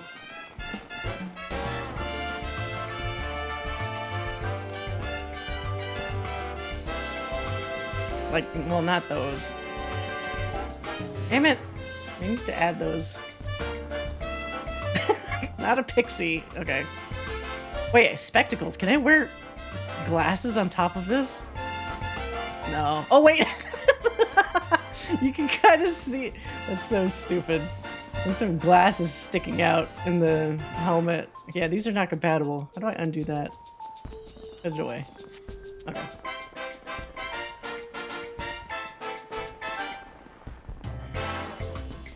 Alright. What's this person? I can guess by the look on your face, you're wondering why in the hells I'm standing around here getting blasted by the sun with all this equipment on. Well, if you must know, I'm hoping to see an experienced adventurer take on the course in some exceedingly dangerous manner. You can't fool me. You're a cut above the amateurs I see around here. Why not challenge yourself and see if you can make it halfway through the course blind? Wait, but why are you... He says that, and yet then he says, do you want to skip it? Okay.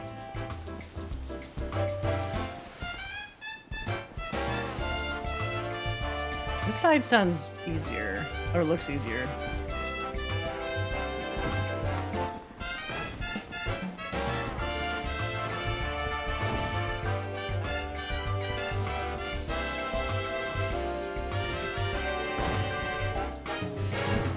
Oh god.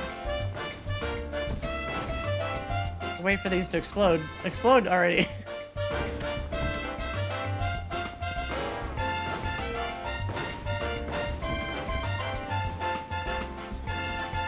Alright, that part that wasn't that hard.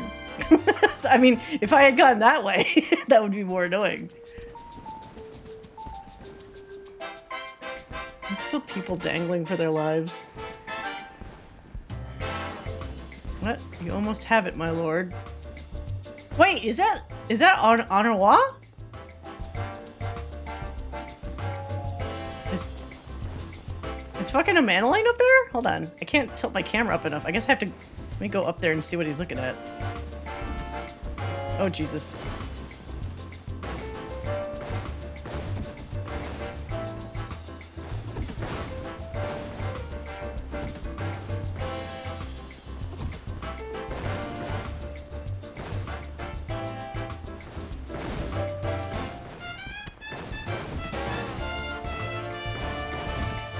Alright. Where is Manoline? Oh, Sicard! Wait, what's he say? Guess your blue blood's not worth something?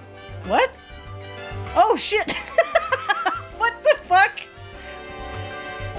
Oh my god. Why is he hanging here? What an idiot!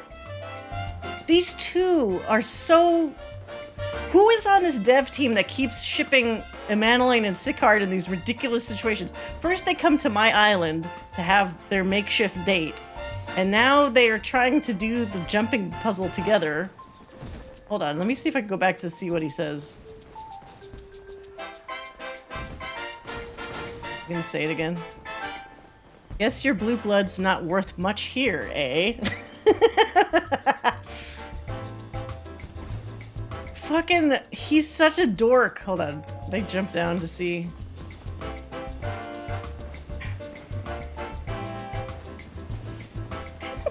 Idiot.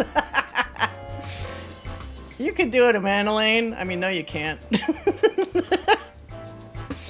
And then Sicard's not even gonna fucking help him. He's just like, yeah, you're dangling. I'll let you pull yourself up by your own bootstraps. Emmanueline's really fucking tall. I mean, he is an Elysian, so I'm not really surprised, but like, he looks like he's 7 feet tall. Think about how much sooner we would have defeated Garlemald if we didn't keep using all our bombs on this. Yeah, they have like 1,000,000 bombs. Is there anything else? Oh my god, see, now I jumped too far. I don't know my own strength. I'm jumping far too far. So who are these other people? Is that... No, that's not the pirate lady. These are just random people, I guess. The other ones. It's funny. They keep putting these two in these ridiculous situations. I wonder if we'll like... Do you think we're going to see a Manolane and a Sicard in our little island vacation arc in... God damn it. In 7.0? I thought somebody was telling me that the person that wrote them is also the same one that's going to be writing some of the scenario stuff for 7.0, so I crossed my fucking fingers. What the? It's so fucking funny. I wonder if there's anybody else up there. Wait, so would I have seen these two if I didn't do the island sanctuary stuff? Like, do these guys not show up if you haven't maxed out your island? They're not wearing the same outfit, though.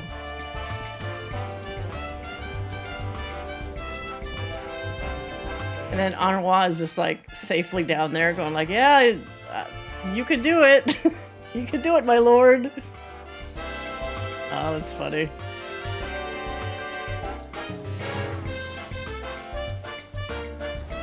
Imagine if one of the people hanging off the tower was Fordola. Oh my god. But she doesn't generally do, like, funny things. Let's see. I'm gonna try to go up a little bit to... Oh, somebody else. Oh no! Here's the cat guy! He only got this far. The purple cat boy that we were trying to help out. I mean, he got farther than a Manolane. But not far enough. Oh, fuck. Jumped too far. Wait, is this a shortcut person? Yes. Let's try a little bit. Let's see how bad I am. I know I'm bad at this, though. That was a fine display. Okay, so this is just NPC person. He thought he was really gonna do something. Here. Oh. I can't do any better than this? Oh, no. Don't be depressed, dude. Just keep trying.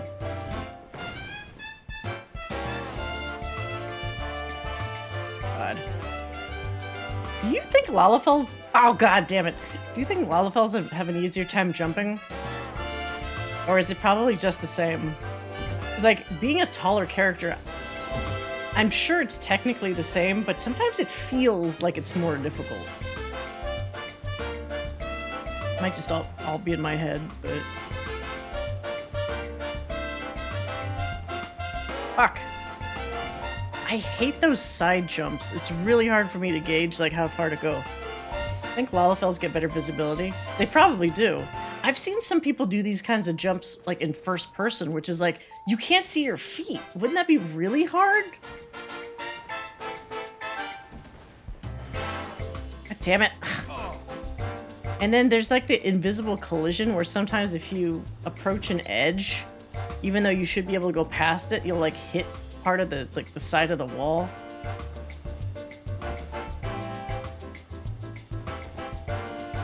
Like, I'm hitting that. Oh my god.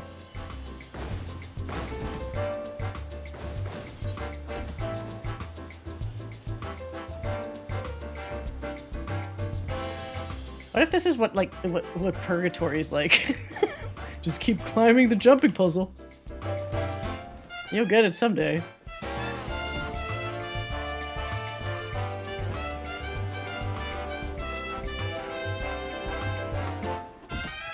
Yeah, I need a different keyboard if I'm going to do this.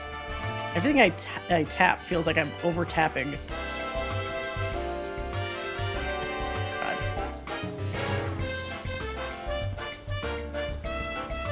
Oh, wait. Isn't it easier to go this way? I don't think I ever went up that way, unless they added an easier route, but that does not look easier.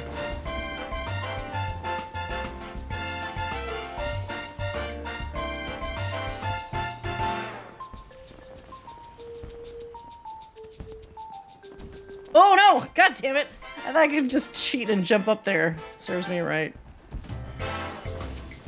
Anyway, while I'm trying to do this jumping puzzle, we could chat about other things.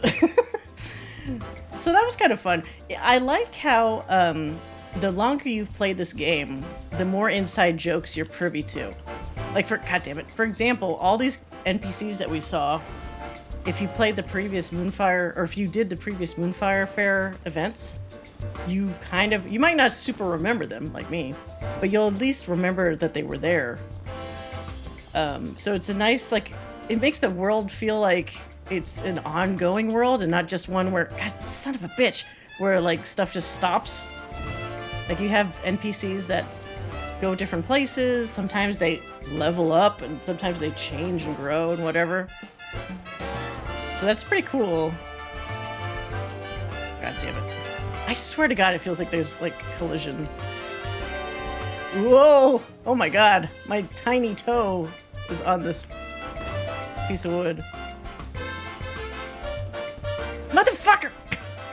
Remember us. Remember that we once lived. Yes, I'll say that to this purple cat boy. Remember that you once got past that wood block.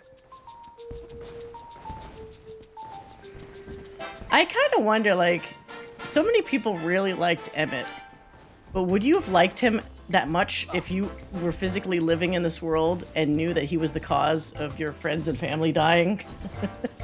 You know, like, it's very easy to like a character when you're not actually affected by that character. He would certainly, I would assume, feel more villainous, you know? God, motherfucker! Okay.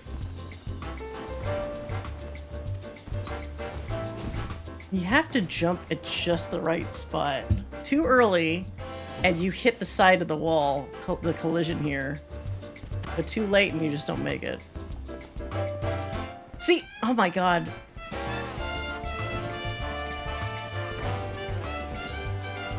So anybody that doesn't like either Shadowbringers or Endwalker characters, I feel like they're those people that they factor that in. Oh, she shouldn't have jumped from there. Because they probably see like the whole picture in that, like, these characters did some really awful things, and maybe we can't separate that from the character. I mean, other people can. Other people are fucking horn dogs for him itself. But then you get some people that are like, I don't get why everyone likes him. Whoa, whoa! Everyone likes him so much.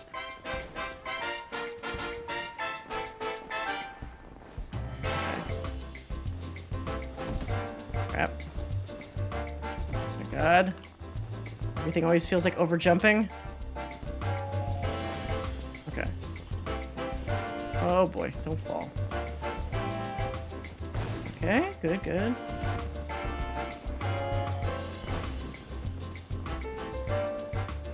Crap. I need a big jump here.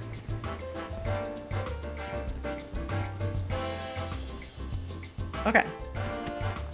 Now for a bit of a rest, because this part, you can't easily fall to your doom. I don't see that many people. Last time this was an event, I guess it has been a couple days.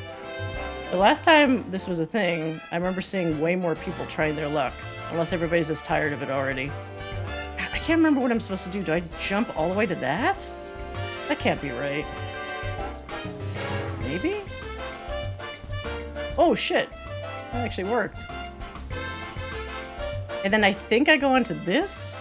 Oh, fuck. I saw somebody actually make the jump from here to this thing as a shortcut before. I don't know how often that works. Did you watch the latest She-Ra series? The one from the creator? No, but does it discuss something like that? Where you have enemies that, like, are weirdly popular even though you should probably hate them? How did I do this last time? Did I do sprint? I feel like I was able to get up there before.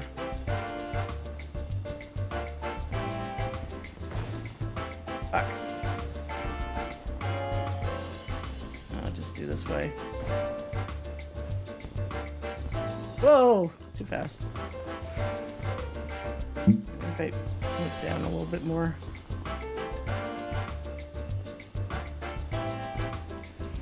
I have to do like a slight jump. I saw Nimona though. Nimona was fucking great. I've heard that like it apparently went through like a lot of different production pipelines or something. Oh no! Too far! God damn it!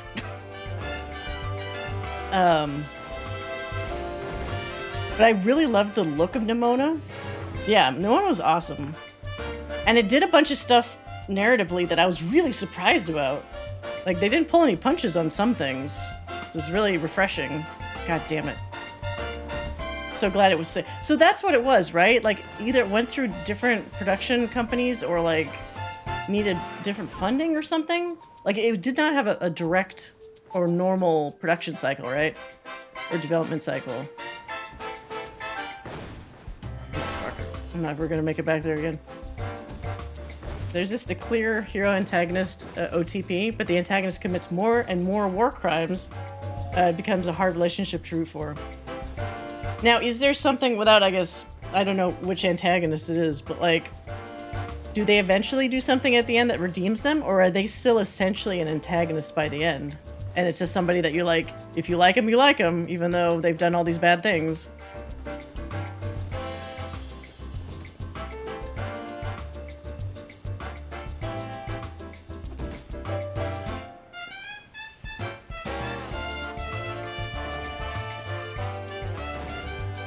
It was originally going to be produced by Blue Sky, but they were acquired. Oh, right! It was like one of their last things, I guess, technically, huh? Who acquired them? Was it Disney? I can't remember. No! No! What? Whoa! How did I somehow hitch a ride on that, that sled? I was falling down, and then it bumped me up, and then I slid down. I guess that could have been worse. What's on this side? Is there anything cool here? Just a bunch of bomb lanterns. What is this?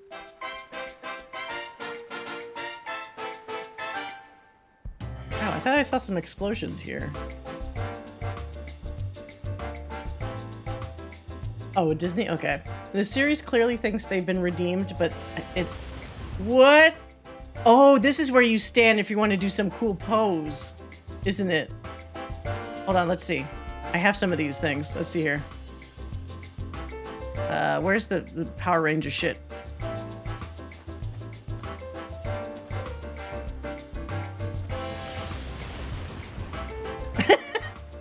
Yeah!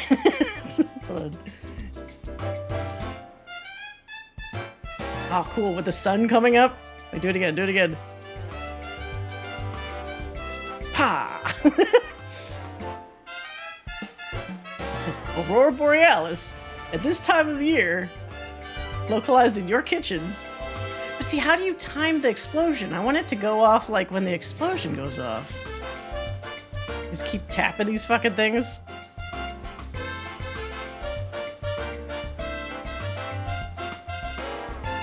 Timing's gotta be right at some point. No. I need more explosions. That's cool, though. I don't think they did this last time, because obviously it wasn't like a Power Ranger thing. So adding that little stage is cute. Maybe before the event ends, I'll try to do some cool, like, screenshots there. Annapurna and Netflix then rescued Nimona. Thank God for that. It was so good. The voices that they picked were all perfect. The themes were really interesting because they didn't pull some punches on some of those themes. Like even Nimona herself, they purposely make a point of her not like committing to like, because he's like, he says something like, "Aren't you supposed to be like a little girl?" And she's like, "Well, now I am. Then now I'm not." And then all these kind of other things where it's like it kind of questions the whole concept of like even her orientation and stuff, without really drawing a lot of attention to it. And I go into G pose and just, oh, yeah, hold on, you're smart. Let me get back up there.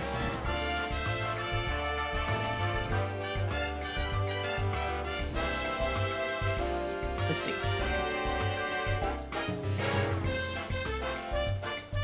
Whee! So let's see, what's the coolest of the emotes?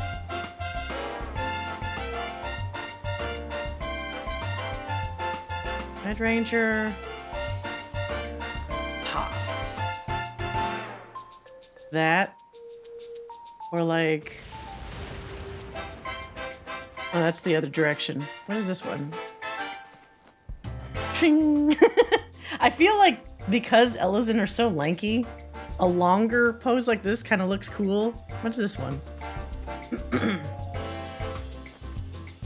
Maybe not. This is almost looks like some ballet.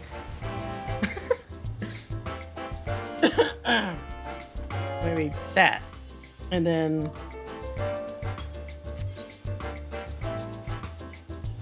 Does this still explode in G pose?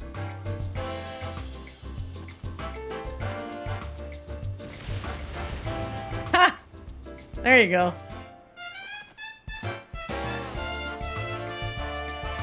Hold on. Maybe I want to record that. Let's see here.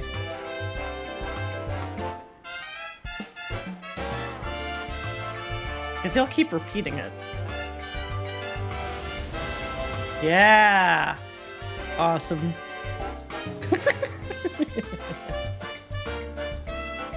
What's the other one? Hold on.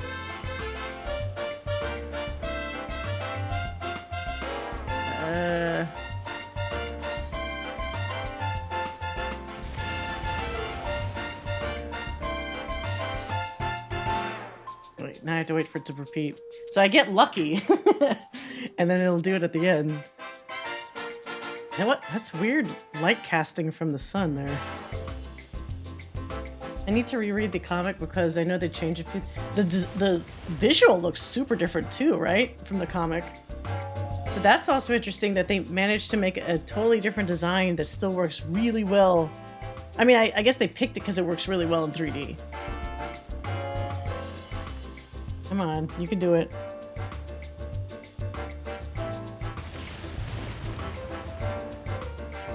This one's a longer of a pose, so it feels like it's harder to get it to line up with the end of the explosions.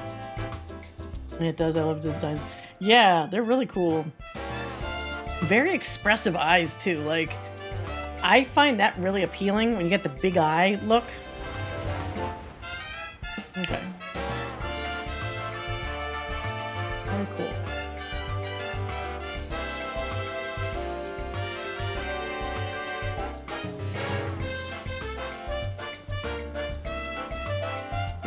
That's interesting. They got a little physics on the little phoenix tails there. That's kind of funny. Alright. In the chat, people are like, I'm so bad at this. I believe in you, heart.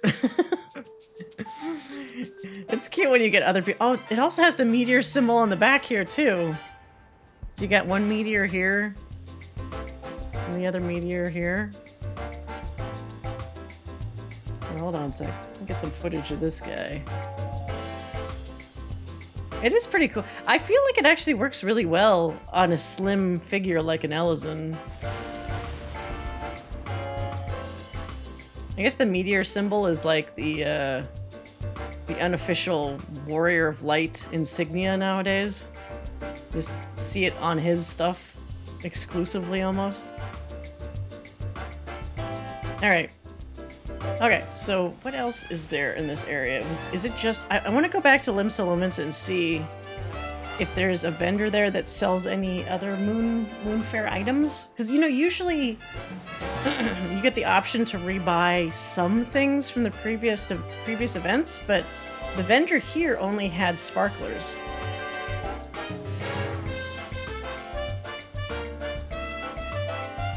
Looks like a cross between Power Rangers and one of the better designed Digimon. Yeah, I guess because the tails is... Oh wait, there's a bunny! He's got the little bunny ears at the top. Wait, but there's different bunny ears. Do Viera just get the same bunny ear top of their helmet regardless of the actual ear type that they have? There's no way they would have like the silly floppy ears, right? Look how much taller I am. They must have purposely made their Viera like tiny. Oh god, everybody's... Hey, you picked the same color, whoever you are. Wait.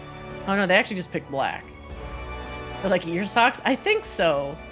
It's funny though, because like those are still smaller size than I think the actual Viera ears. I remember them looking fluffier and larger.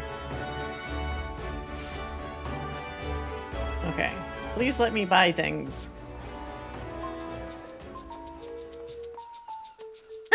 Yellow Ranger. It'd be fun if I did one of the 8-man trials and everybody was just dressed up as a ranger. Oh wait, no, you're the regular person. Is there not like a... No? Is there not a vendor? Oh, that's a bummer. I mean, I know I got all the stuff from the previous event, but for anybody that hadn't, that's kind of shitty that, like... I've noticed inconsistently for certain events, the following year, some of the previous year's events might be available, but often what I've been seeing increasingly more and more nowadays is like the previous year will just be in the MOG station. So it's like, if you don't get it this year, you're gonna need to shell out real bucks next year to get the items you missed. Oh, what? What is this puppy? Puppy ninja? What? How do you get this guy? Is this from the, oh my god. He has a little sword and he carries a scroll. I want it. Is that from the fucking, the new variant dungeon? Because that was like super Japanese, like the Kugane thing. Hold on a second. Let's go back. I can check this right now. Because if it is, I can see it in the list of items you can get from that dungeon. He's so cute! A little Shiba Ninja. A Shibinja.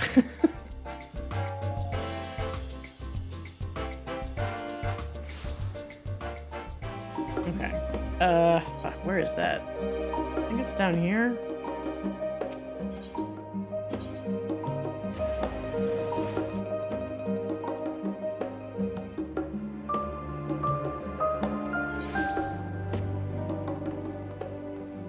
The Shiromaru minion is a reward for the... Okay, so maybe I do have to use some of my, like, tokens.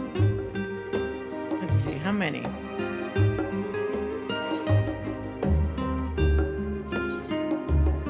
Coin exchange. Oh, wait, the coin I think is from, like, the hard mode. Alright. Is it not? Spectacles. Maybe it's from the actual, because like when you do the dungeon, you get actual whatchamacallits, items from the coffers in the dungeon. So maybe you just have to be lucky and get it from one of the coffers. What is this? A new emote? Reference emote. Oh, I could get that, but it's like, it's 9. It's exactly the number of potsherds that I have. God damn it. If I do that, that means I can't get these. What the fuck? It's oh, it's like the Japanese, like the big billowy pant. So what's the top? Oh, it's just like super like samurai outfit. Random. God damn it. I want that little guy. This is an extremely Japanese outfit, minus my hat. Is there a hat? Oh. Wait, what? I don't like this. I get how it's like very traditional, but I don't like that hat. It looks, oh my god, you know what it looks like? It looks like the Smurfs hat. Because didn't they have that same thing where it kind of like, it pitches forward a little bit? It's too feudal era for me, I think. What's this one? Oh my gosh! That's wild. Is our Smurfy? What is this one? Oh.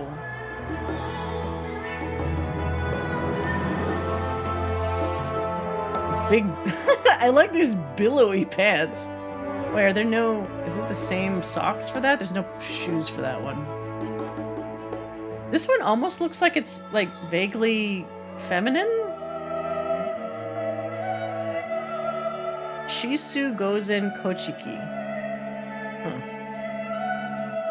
That one's kind of interesting. I have like a pet peeve though about clothes that super drag on the ground. Like, yes, this is a fantasy game. They don't actually get dirty. But I know in the back of my head I'm thinking like, Every time I run through dirt or like the forest or something, this shit is getting filthy.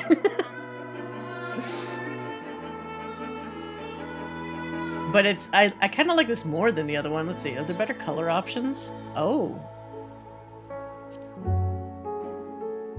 Interesting.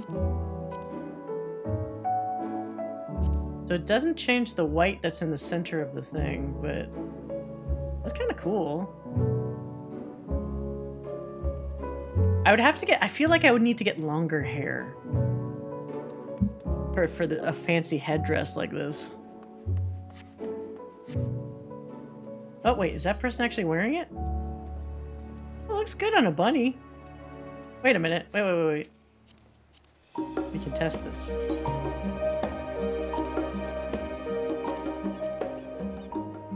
Wait, this is not, is this the same bottom? I think this is a different bottom. Yakaku Koshita. Yeah, it's not that. So this person has a different, they did a different combo. Looks pretty good.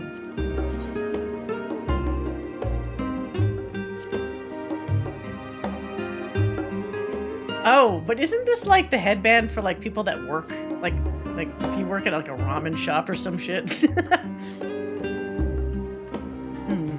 God damn it, I want that.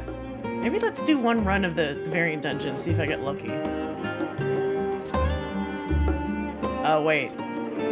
Okay, Summoner wouldn't necessarily have a Power Ranger outfit. If we're gonna do a Power Ranger, we need to get somebody that's appropriate.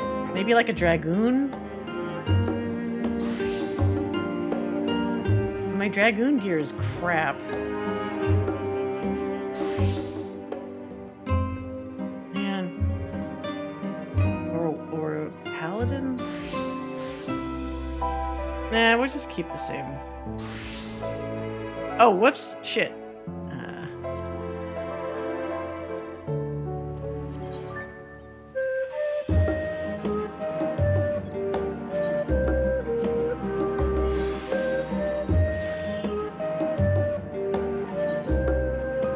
Damn it, I have to re-dye that again.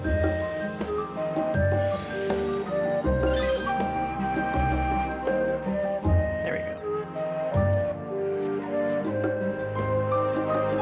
That's pretty slick. Whoops. The Power Ranger also reads novels. Let's see, should I keep the hat on for that? Probably not. That's fine. It looks kind of funny. Studious Power Ranger.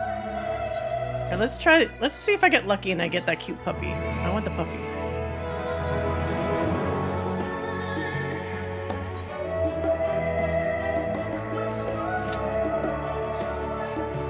Let's do a dungeon, and then maybe that'll be good for tonight. The Moonfire Faire was fun. Well, nice, harmless summer fun. Give you a free item at the end. Can't complain with that. Or can't complain about that.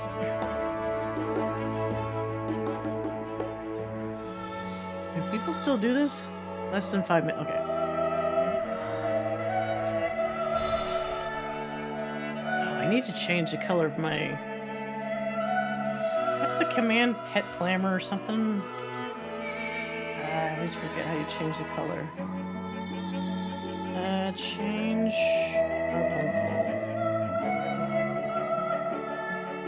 Pet Glamour something... Oh, I have to pick, like, the actual version of the carbuncle. What is this one? It's not called an Ifrit one, is it? Ruby carbuncle. Okay, so... Pet Glamour...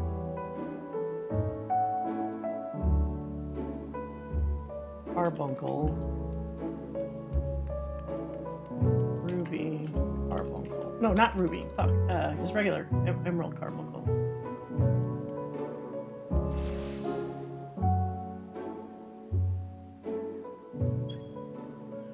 Her?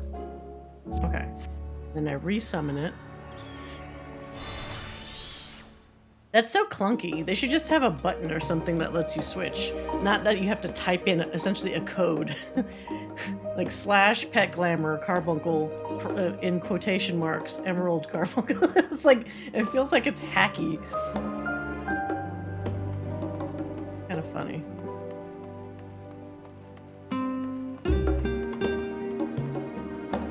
There was somebody, fuck. I forgot whose stream it was the other day. Somebody was saying there's these purists that are in 14 that, around the time that, I don't know if you guys were playing it when, the Yokai Watch characters were available. I'm trying to find an example of one. Oh shit, I don't know what they look like. Anyway, there's that anime Yokai Watch, which has like super duper ridiculous looking cartoony like animals, like chibi animals and shit. And so they had the crossover event where you could get both minions of the Yokai Watch characters and then also that mount that's like, I think I have it, I'll show you real quick. It's like a giant floating cartoon cat. And apparently people that are like hardcore into, I don't know what you would call it, 14 accuracy or like lore accurate shit, were mad that you could see other people walking around with like the really ridiculous stuff that's clearly not from 14, but it's in 14. And so they're like, you shouldn't be allowed to have this stuff. It breaks my immersion. Granted, the mount is really ridiculous and I almost never see anybody use it, but still.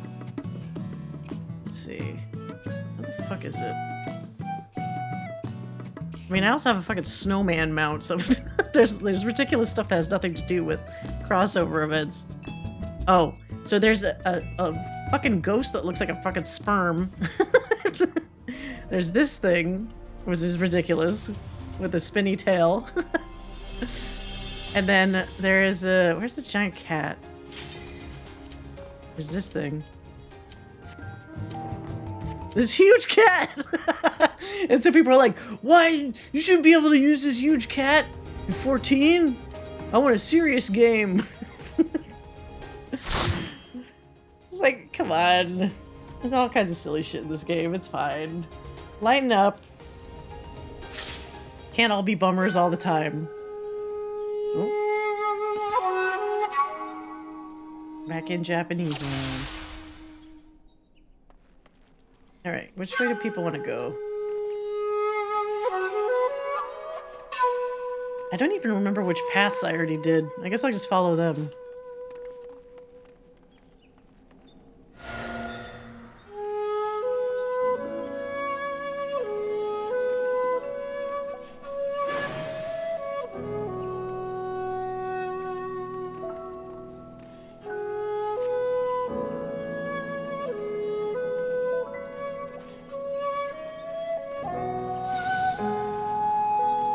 Open up!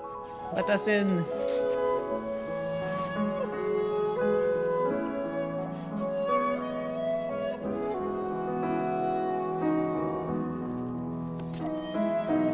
So Joe, did you actually bite the bullet and try out the game at all yet? I know you said don't get excited, and I'm not. I'm just curious. Figured I'm allowed at least one question. Okay, not yet. That's fine.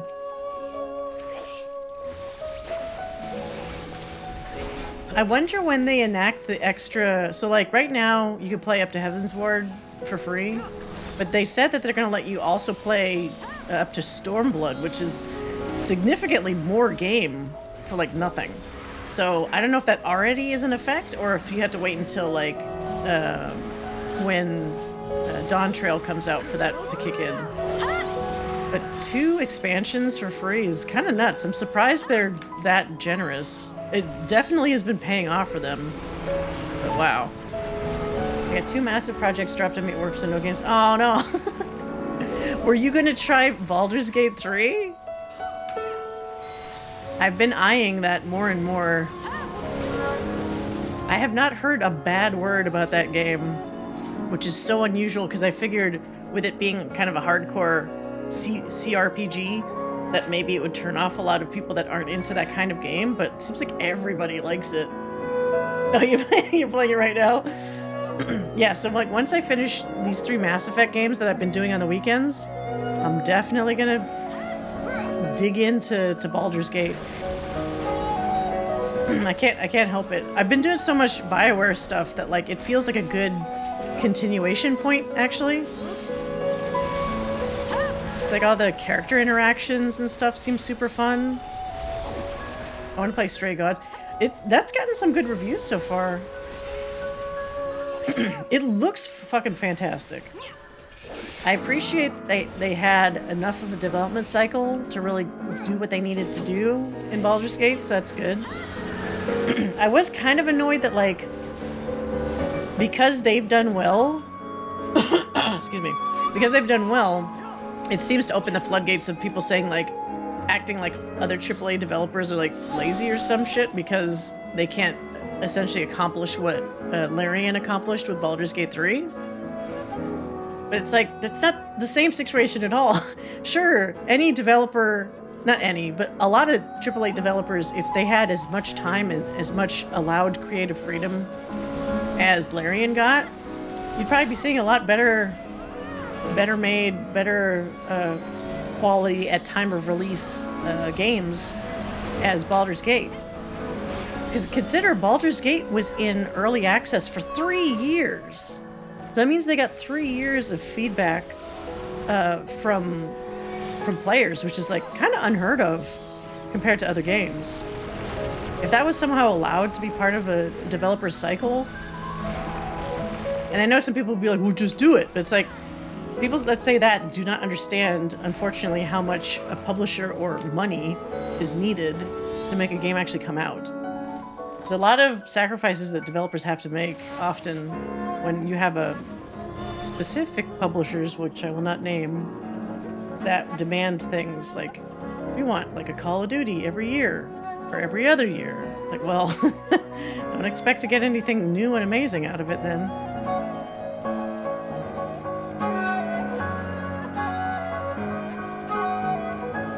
But yeah, they really were efficient with the time they had, and it's always nice when they take into consideration feedback seriously, because a lot of the choices, it seems like from people that played early access to comparing it to like the final result, it seems like they did some good quality of life upgrades and like other things that reflect that they were very thoughtful about the process, and they didn't just like say, these people don't know what they're talking about, we'll just keep making the game that we're making.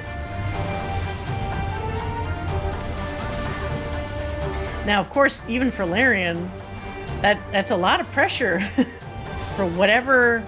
I mean, they're probably going to take a nice rest because they spent so much time on this game. But like, you have people already asking, like, are you going to do like another Baldur's Gate? And it's like, you guys should not be expecting another game for a while. And it's so much pressure that the next game needs to meet the same standards. Like, it's a double-edged sword of like, you did so well, I hope that can be maintained. But they seem like they have a good head on their shoulders, like their big boss has the right kind of values in mind and stuff, so I think they'll be fine. Oh shit.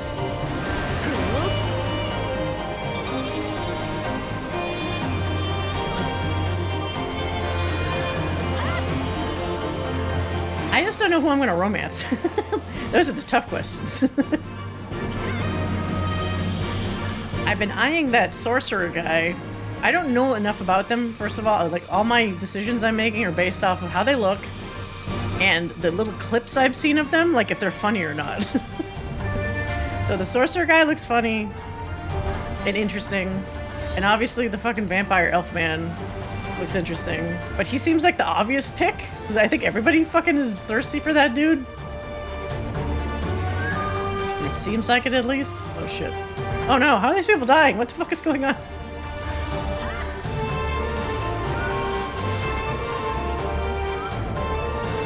Am I the only one that can revive people? What the hell? Okay. No one else have cure here?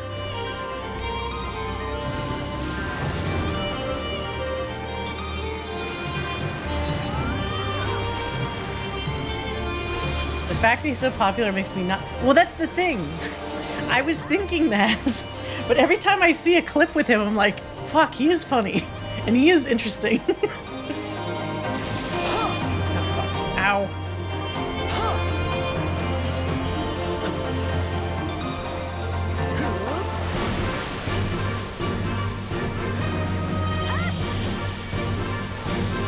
I mean, because it is kind of a bummer that there's not like... There's what, like maybe 6 characters total or something? There's not like a ton to choose from. Like, I don't want to pick the... Is she like an orc or something? I don't want to pick the orc lady. I'm not really interested in her. I don't necessarily want that other lady with like the long ass braid. So that already is 2 down, essentially. The red tiefling lady looks really cool, so like maybe I haven't seen enough clips with her. There's hella guys that are thirsty for her though.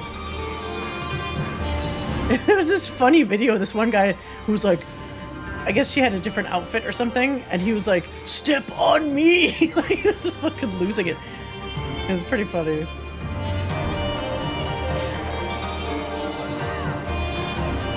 Oh shit. Sorry, person. Oh my god, no.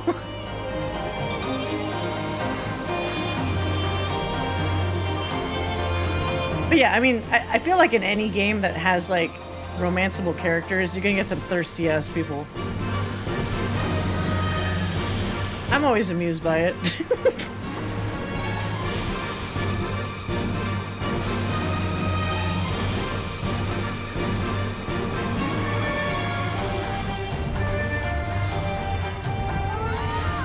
I don't know what the pattern is here, but whatever.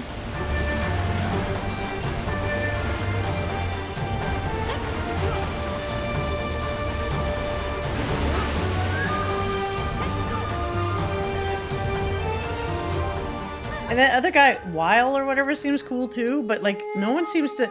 If we're going by pure popularity, everyone makes clips of, oops. Everyone makes clips of the elf guy. Everyone makes clips of the sorcerer dude. I see screenshots of the tiefling lady, but I haven't seen videos yet. Every time I see the red tiefling lady, I want to sing the Steven Universe song giant a little bit. Yeah.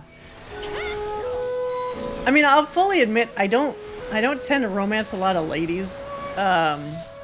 In those kind of games like I play through, but if I was, she would probably be the one.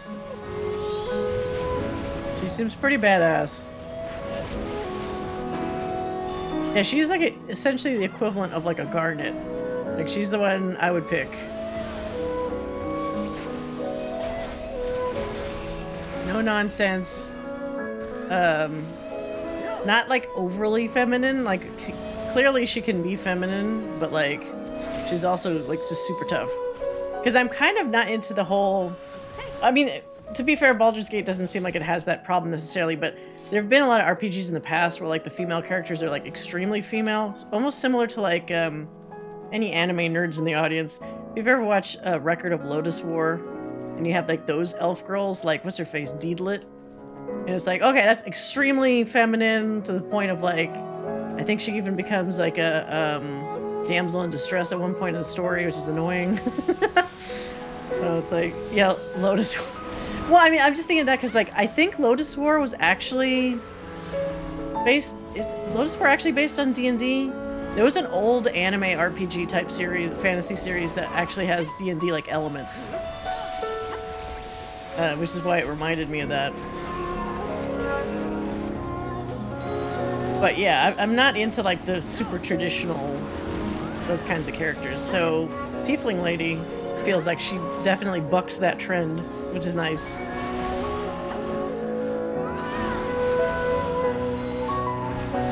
I also heard that the game's kind of fucking hard. Because some people were like, yeah, I picked normal mode thinking like, hey, it'll be easy. and it kicks my ass sometimes. But I'm wondering if that's mostly because of like the D&D aspect. You know, because you're always going against rolls and all this other stuff. Like, even in conversations, you still have to roll for success, which is unlike like a BioWare type game, where if your charm or your intimidation, whatever, is high enough, you'll like instantly succeed all the time. Like, you don't get that guarantee, which is interesting. So yeah, I'm not sure. It's like I'm doing Mass Effect 1 right now on the weekends, and that's got to be at least maybe 2 or 3 more streams just for that game. Mass Effect 2 is shorter, so probably be at least like half as many streams as Mass Effect 1. And then Mass Effect 3 technically isn't super long either, but it feels like it's longer than 2. So like, if I'm looking at my calendar, maybe end of September, potentially, for Baldur's Gate. It might also be nice too, because by then everyone else kind of gets it out of their systems. Because it's no fun doing it at the same time that everybody else is playing it. Like when I played Final Fantasy 16, it was noticeably after like everybody else had finished. So it's kind of fun having people in the chat like mention things. Except in the poopy. Oh, hey, Intolerance. Oh, thank you for the stretch. I actually was kind of hunching over. But yeah, so like playing it after the fact might kind of benefit me in that there might be helpful people in the audience that will mention things. I mean, not like walking me through it, because I don't want that, but like if there's any really important thing I don't want to miss, sometimes it is nice getting a little heads up. That could be frustrating though. Well, doing it afterwards? Or you mean having the not guaranteed persuasion checks? Yeah, but I mean, it feels like if you play enough of that game, you get used to that and you kind of roll with it. Also, it does seem like I can't tell what the hell is going on because I haven't played the game yet. But sometimes it also seems like you get things that augment your rolls that can help you like succeed, like if you really needed to succeed. So maybe you get like a one-off, like more of a guaranteed success rate thing. It's all stuff to look forward to.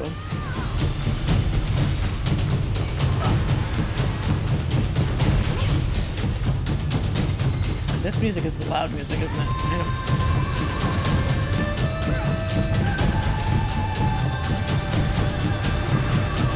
Oh god.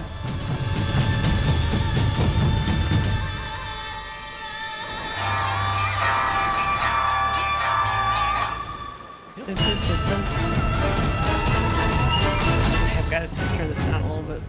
Why is this audio the one that's so fucking loud?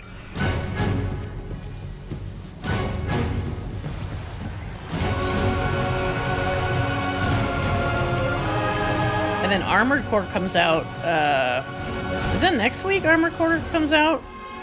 So I don't know if I don't think I'd stream it, but I'm curious in just trying it out, because I know my husband's gonna buy it.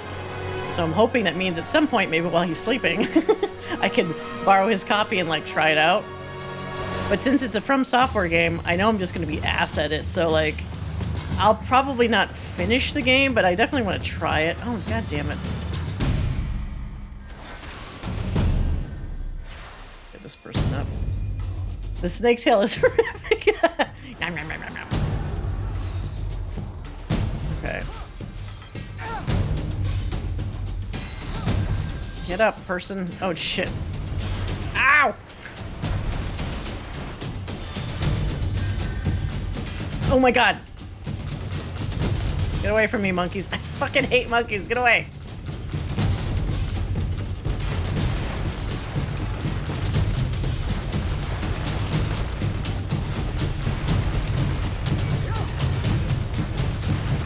God. Yeah, Armor Core is out in the 20th. Okay. That shit looks slick as hell. It also looks like it's gonna be really fucking hard. I played some of the older Armored Cores and I got my ass kicked constantly, so maybe the control's better. But I'm still expecting to get my butt kicked a lot.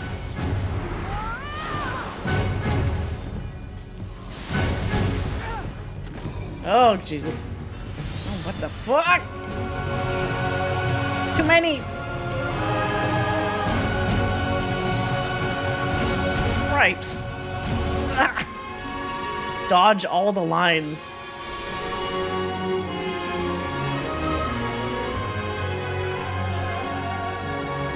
Ah.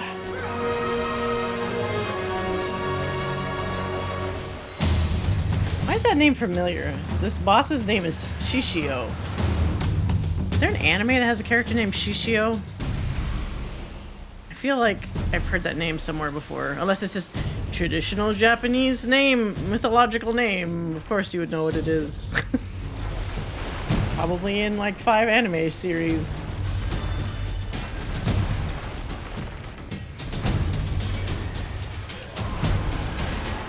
I really need to catch up with a bunch of anime. I still haven't watched Trigun Stampede, but I keep meaning to. And apparently there's a new Rurouni Kenshin. Although, I'll be honest and say, I was never super into the show back when the first series was out. It was popular as hell, though. Haven't watched that either? Yeah. I'm trying to see if I like Trigun despite the redesign. I want to like it. I love the original. There's just some things that kind of irked me when I saw the redesign, but it has Johnny Young Bosch in the dub again. I noticed they didn't pick Jeff Nimoy as Wolfwood, which is kind of a bummer, but like he isn't really well known, so I doubt he even got asked. Meanwhile, everyone wants Vash back, so I was reasonably sure that they would try to get Johnny Young Bosch back for Vash, but that's too bad. Oh my god! Oh fuck, it's not good. Fuck, these are really wide. Okay.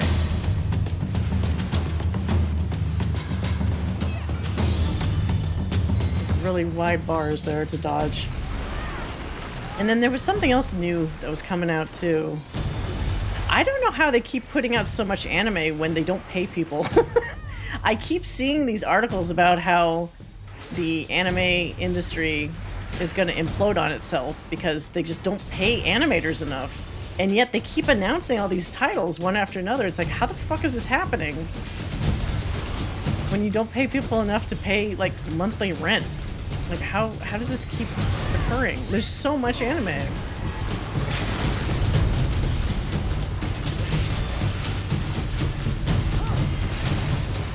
Oh, there we go. Whew. It's a little hairy, but we got it. Man, no Shiba Ninja Dog.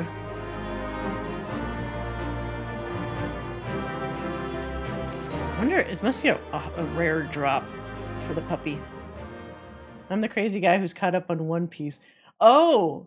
So they did a real big thing recently, right? I saw the new... They finally gave Luffy a new transformation, and I looked at it, and he is, like, literally a Looney Tunes character. It's insane. Whoever the lead animator was on that, they went balls to the wall, like, no holds barred animation. It's insane. There's so much, like, even the background stretching and all this, like... None of it is, like, cheaply animated. Everything looks like it was, like... Each new frame is a completely different drawing. It's not one of those things where somebody stands in place and talks and whatever. He has his power. He had something weird where, like, his eyes, like, separated like a Looney Tunes character. Let me see if I can find it. It shouldn't be that bad if I could show, like, a clip. Because I'm reacting to it, right? Isn't that what people do these days? They just react to shit. Let's see. Year 5, One Piece. It's so crazy looking. This? Hold on. It's cool. I mean, I was thinking, like, how are they gonna go past... Like, his Gear 4 looked fucking weird. Wait, is this already him? No, this is when he's already fighting. So what's funny is even when he's fighting the dragon does kooky shit too. Okay, so this is a full, like, just a regular fight once he's transformed. Where's the actual transformation?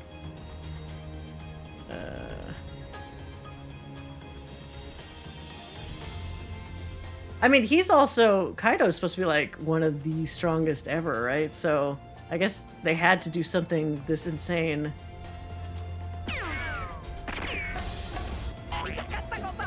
Oh, yeah. Okay, look at this. Hold on. Let me turn this music down. Okay.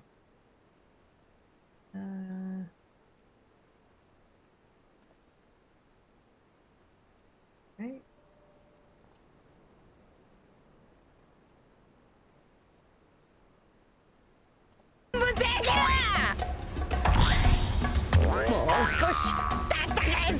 I mean, he was already rubbery before, but now it's like, even the ground reacts to him in a rubbery way.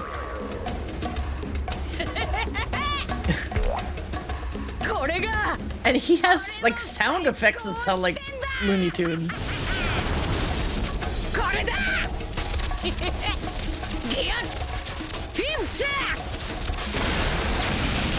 It's funny that he has, like, oh, damn it, that was really short. It looks like some weird perversion of, like, the Super Saiyan hair, but it's white and curly instead. Let's see, what is it here? Oh, transforms back into 5 gear? Is this it?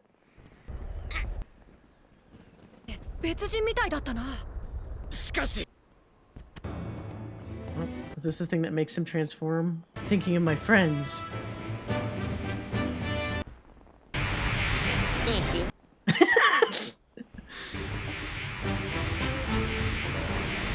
It's exhausting? So that's how he looks when he's spent. Oh, I see. Oh. What is this anime? Like, did somebody do something weird? It looks like it's blending. It's like somebody did something weird with the clip. Looks strange. Oh. But look how, like, sketchy it is. It's so unusual. Okay, but it does look like somebody did some weird warping or something with this. Unless it really just looks like this. What?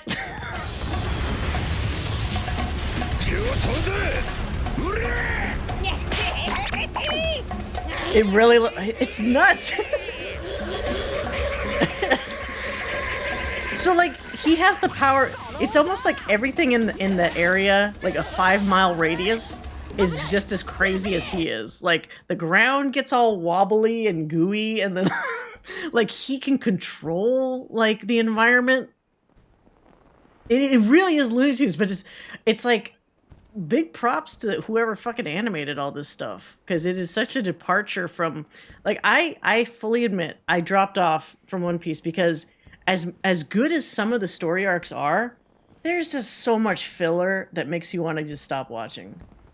Like, I was actually trying to figure out at a certain point if, like, there was a wiki or something that would explain, like, here's all the episodes you just know you can skip. Because they waste so much time. Like, maybe this latest season is better, but I was getting to a point around the time skip era, or like the part where they do the time skip, where I can close this now, where they were wasting, like, the first 10, almost 15 minutes with a recap. So it's like you have a long intro, then you have a long fucking recap of what just the last episode was, and then you finally have the episode, but they always cut back and forth between, like, 3 or 4 fucking subplots. And then when things finally get going, to be continued. And I was like, what the fuck is this? If I cut out all the fat, you'd have maybe 10 minutes of, like, solid shit per episodes. I mean, solid stuff, not shit. Like, the other stuff is shit, but, like, it wasn't sustainable. We watched all the Marineford arc, which was amazing. The stuff with Ace and all that. So that kind of boosted us up again. But then we went to that part with the island with all the floating shit. And it's like, once again, too much, like, filler stuff in between, like, actual good stuff. And it just got us tired out after a while. There's not that much filler. They do so at that point they were stretching it out like a lot. My guess is that maybe in one of the subsequent arcs that I didn't get around to watching, they cleaned up their act a little bit, but there was a point where it was pretty bad. Like even the Ennie's Lobby, or no, not Ennie's Lobby. Is that the name of the prison? What's the fuck? I can't remember the name of the prison. The prison got filler as hell. Cuz it's like just get out of the prison already. You guys have been in the prison for like 50 years. Just get out of there. But once they got out of there, the stuff right afterwards was fucking great. Because that was all the Marineford stuff. And it was like massive fight after Impel Down. Thank you. Impel Down was miserable, except for a couple points in Impel Down, which were really great. With like, was it number 2? Bon Clay and some other stuff that happened. I was like, okay, that shit's good. But then it was bogged down with all this stuff. I was like, I just want this to be done. And then thank God Marineford's afterwards, where you have these really important massive fights and they're really cool. And so we got our second win from that. And unfortunately after that, it went back down again. Yeah, I just want One Piece, not in a bad way. I want One Piece to end. I want it to end so that Ichiro Oda will still be alive to finish it, and we won't have like a berserk situation, unfortunately. And I want it to end in a satisfying way, because my fear is that with all these new arcs that they keep coming up with, it just bloats the story more and more. Like, will we ever see Laboon reunite with Brook? I want to see that. That was 1 million episodes ago that they even like mentioned it. It's like, what the fuck is that happening? Like, finish the story, please. I know he's claimed he knows exactly how it ends. That's fine. You better at least have a shit ton of notes written down in case you don't make it that far, or are actually working your way towards ending it soon. Like, where do you go past Gear 5? He's a Looney Tunes character. He can't be stopped. Like, he's become essentially a god for like 5 minutes at a time. Where do you go from there? It's the same problem that I think Naruto had. So Naruto, do you remember the first season of Naruto? Where everyone was learning just like minor ninja spells with like papers and like hand movements and shit. And like by the end of it, there's like 30-foot spirit god manifestations and all this other crazy fucking shit. It's like, it went so far beyond. And I'm not even talking about Boruto, because I'm assuming it just gets even nuttier after that. But like, I watched like maybe 10 episodes of Boruto and then I stopped. But I feel like One Piece had the same problem, where it was kind of kooky at the beginning because you already had the fruits powers like at the beginning, but it's magnified every arc, where it's like if you compare Luffy at the start to Luffy now, it's like, oh, holy shit. And yeah, Naruto did have a shit ton of filler as well. I feel like most people, when you mention One Piece, they'll usually say, well, just read the manga. Because obviously if you read the manga, you skip through, like, it's as fast as you're reading it, right?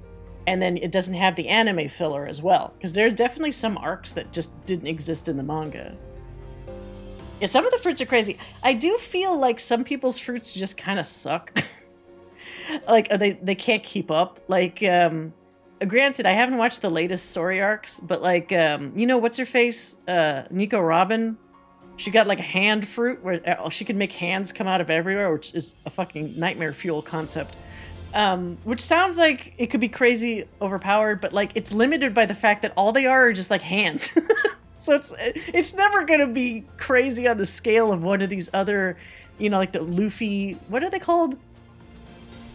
The type of fruit that Luffy has that's more of a transformational thing as opposed to just like an object thing.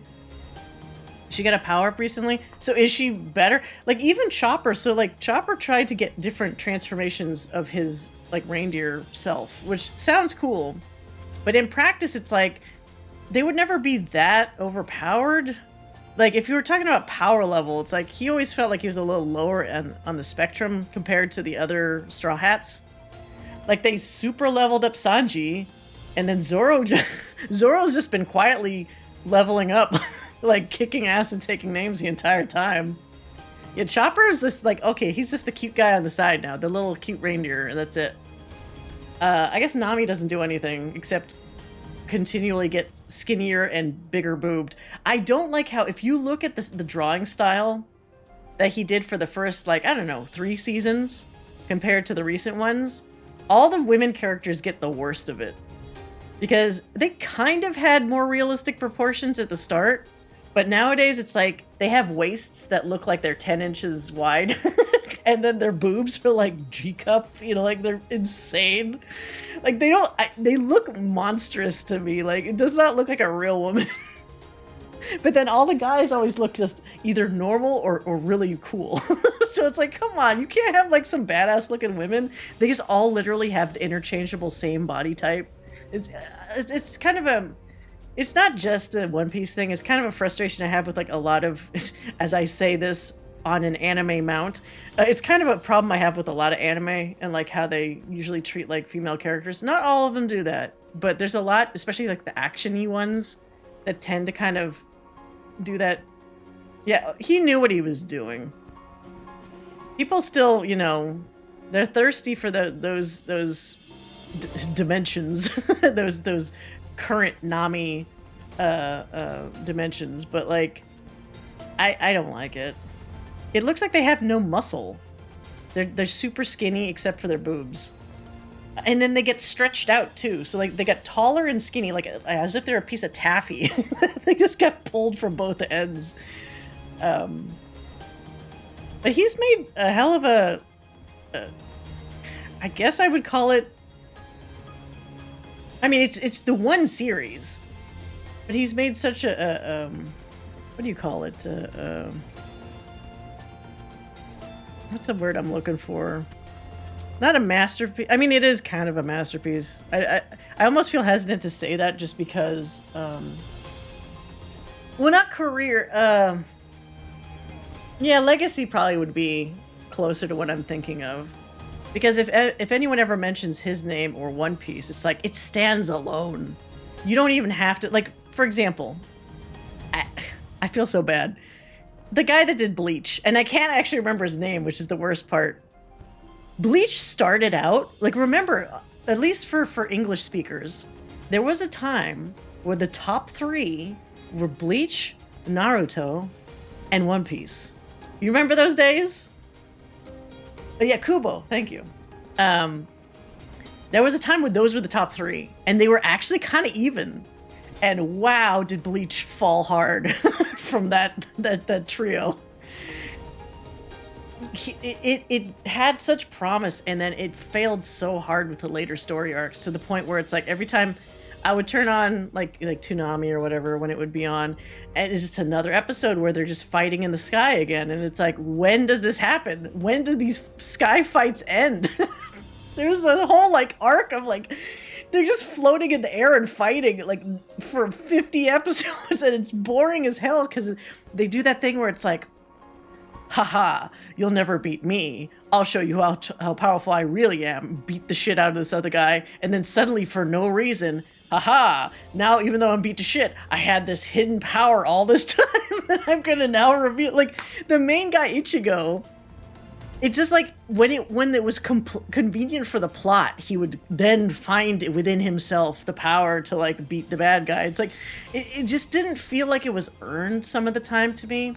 Like, the training arcs didn't feel quite right. Like, it's like, okay, we just have to keep things moving, so I guess now he just will have the power that he needs just because the plot demands it. Yeah, it really dropped. So the final arc is a separate thing, right? Because I heard about that. It's like a separate manga too, isn't it? Yeah, it's so repetitive.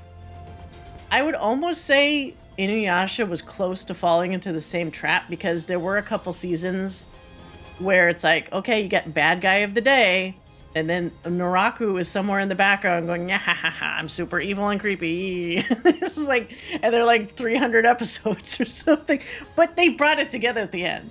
Like, it was still a good ending. I'm not even thinking about that half princess Yashahime whatever, because that's not an official like spin-off according to what I heard. Like, it's not Rumiko Takahashi. It's just like they wanted to make another Inuyasha show, and so they just made another Inuyasha show. But yeah, Bleach fell off pretty hard, which is too bad, because like the guy could draw some cool character designs. It's just that in terms of story, he needed a bit more work.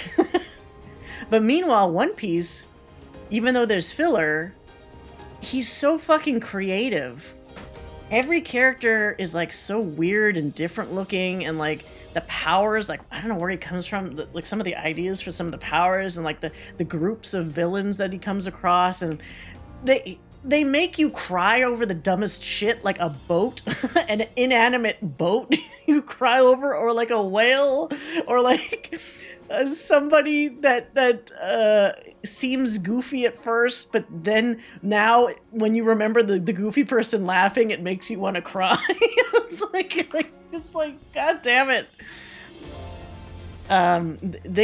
He knows how to hit you in the feels when he needs to. He said Gear 5 was planned from the start. Yeah, I believe that.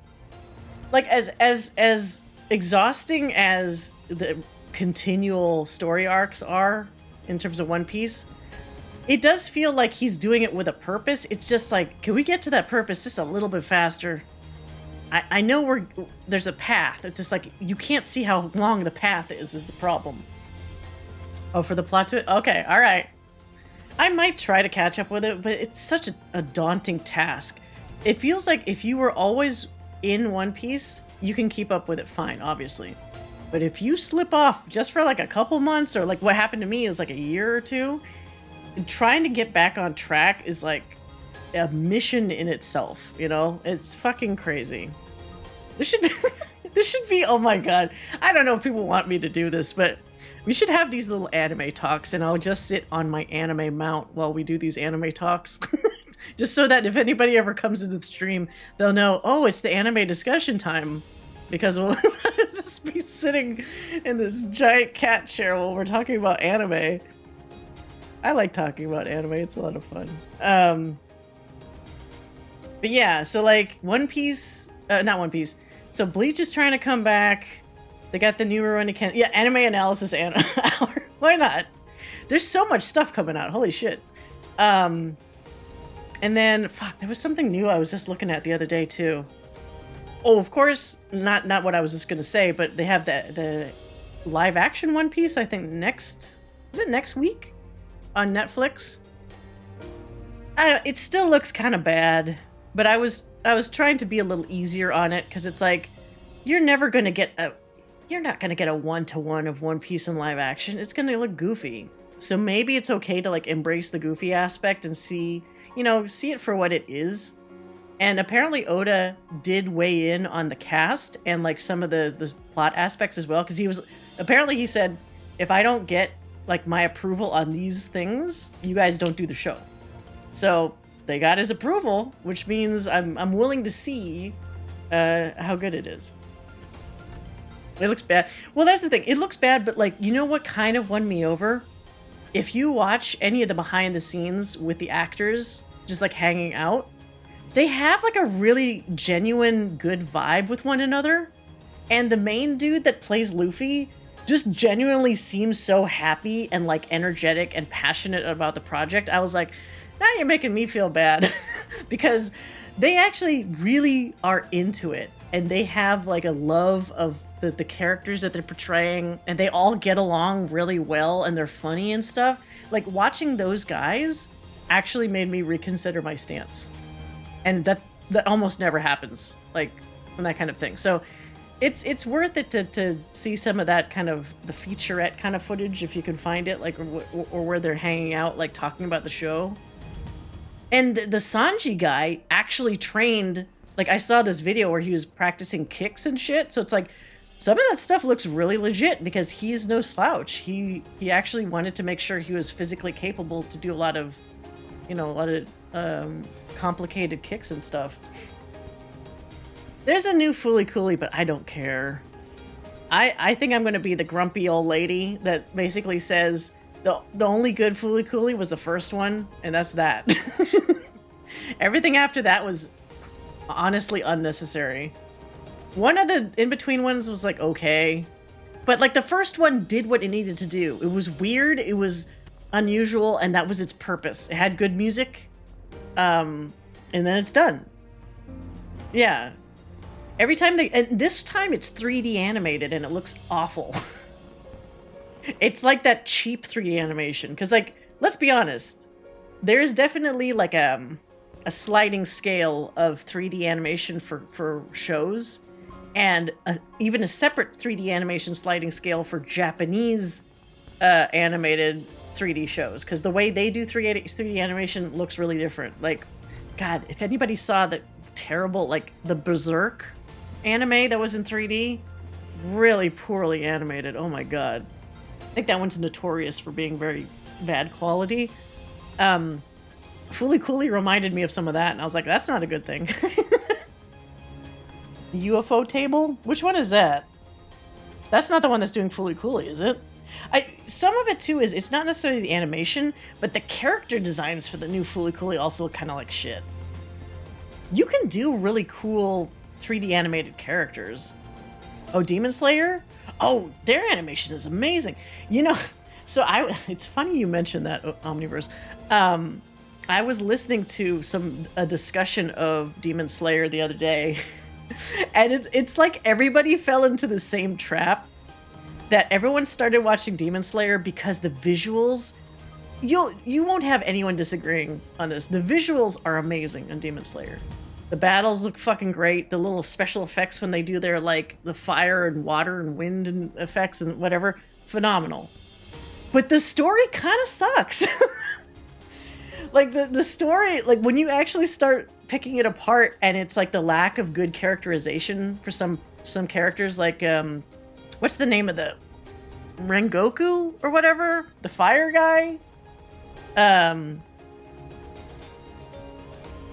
it's Spy Family back already. That's a good one too, though. Couldn't get into. So, like, there's certain characters where it's like they're doing the very shonen thing, where it's like, we're introducing all the cool guys, and you're gonna love the cool guys. But then they either aren't around long enough for you to love them, or they just demand that you like them. But it's weird. Like Rengoku, for example, that's his name, isn't it? I feel like that's got to be his name. They act like he should be like a fan favorite, but he's not actually around long enough to leave a real impression on the viewer. And then he's gone, and then it's like, am I supposed to be sad about this? I guess I'm supposed to be sad. You know, like, the music sounds sad, and, like, the scene is sad, but it's like, how many episodes did we even know this guy for? It's not really earned when the sad things happen. And then, of course, there's a lot of people that don't like the electric guy, the one that's always screaming at the top of his lungs, and then, like, he's only cool when he, like, falls asleep for some reason, because when he falls asleep, then he does this, like, automated, like, everything he does is badass or something. Like, what a weird character in concept, but in execution, it's like, God, this guy's annoying as hell. But yeah, I feel like Demon Slayer has all the... Yeah, it was sad because Tanjiro was sad. Yeah, that's the problem. And that's why I agree that fails, where it's like, if the viewer isn't sad, it doesn't matter if the main character is sad, because then they're just going to be annoyed that the main character is mired in sadness for so long. You know what I mean? Like, hold on. Let me get into a nice little... Since I'm seeing the fireworks in the background, I want to be in view of the fireworks while we talk.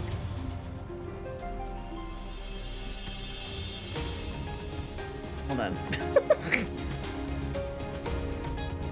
There we go. That's much better. Yeah. Oh, that's pretty.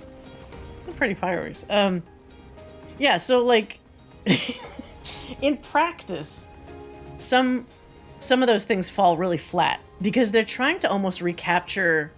There's been other things where, like, for example, I mentioned Inuyasha earlier. There's some characters that die, or, like, you think are going to die in Inuyasha that you're actually really sad about, but it's because they've been around for like 20 episodes, and it's like they have a foundation there so that you actually kind of care about them. Like, big shocker, right? Which might be why One Piece does so well, because it has so much, so many episodes, then you definitely know these characters very well. So if something happens, of course, it's much easier to feel a connection with those characters when something happens to them. But I've seen short series, too, that when it's done well, You could have one of those short series that's only like, oh, wait, I made the meteor symbol. You could have like a short 13 episode series or something that still leaves an impression. Like, it's a slower burn, but if anybody's ever seen Steins Gate, it's only like 24, 25 episodes, but it does such a good job of like getting you up to speed with the characterization of all the like the important folks within the first, I don't know, like 13 episodes, that when shit hits the fan, you're like, oh my god, holy fuck. Like, and it hits the fan. Yeah, like, so you know what I'm talking about. When that episode happens, and you know which one I'm talking about, when everything goes from, haha, this is fun, time travel experimentation, to, oh no, what did I do?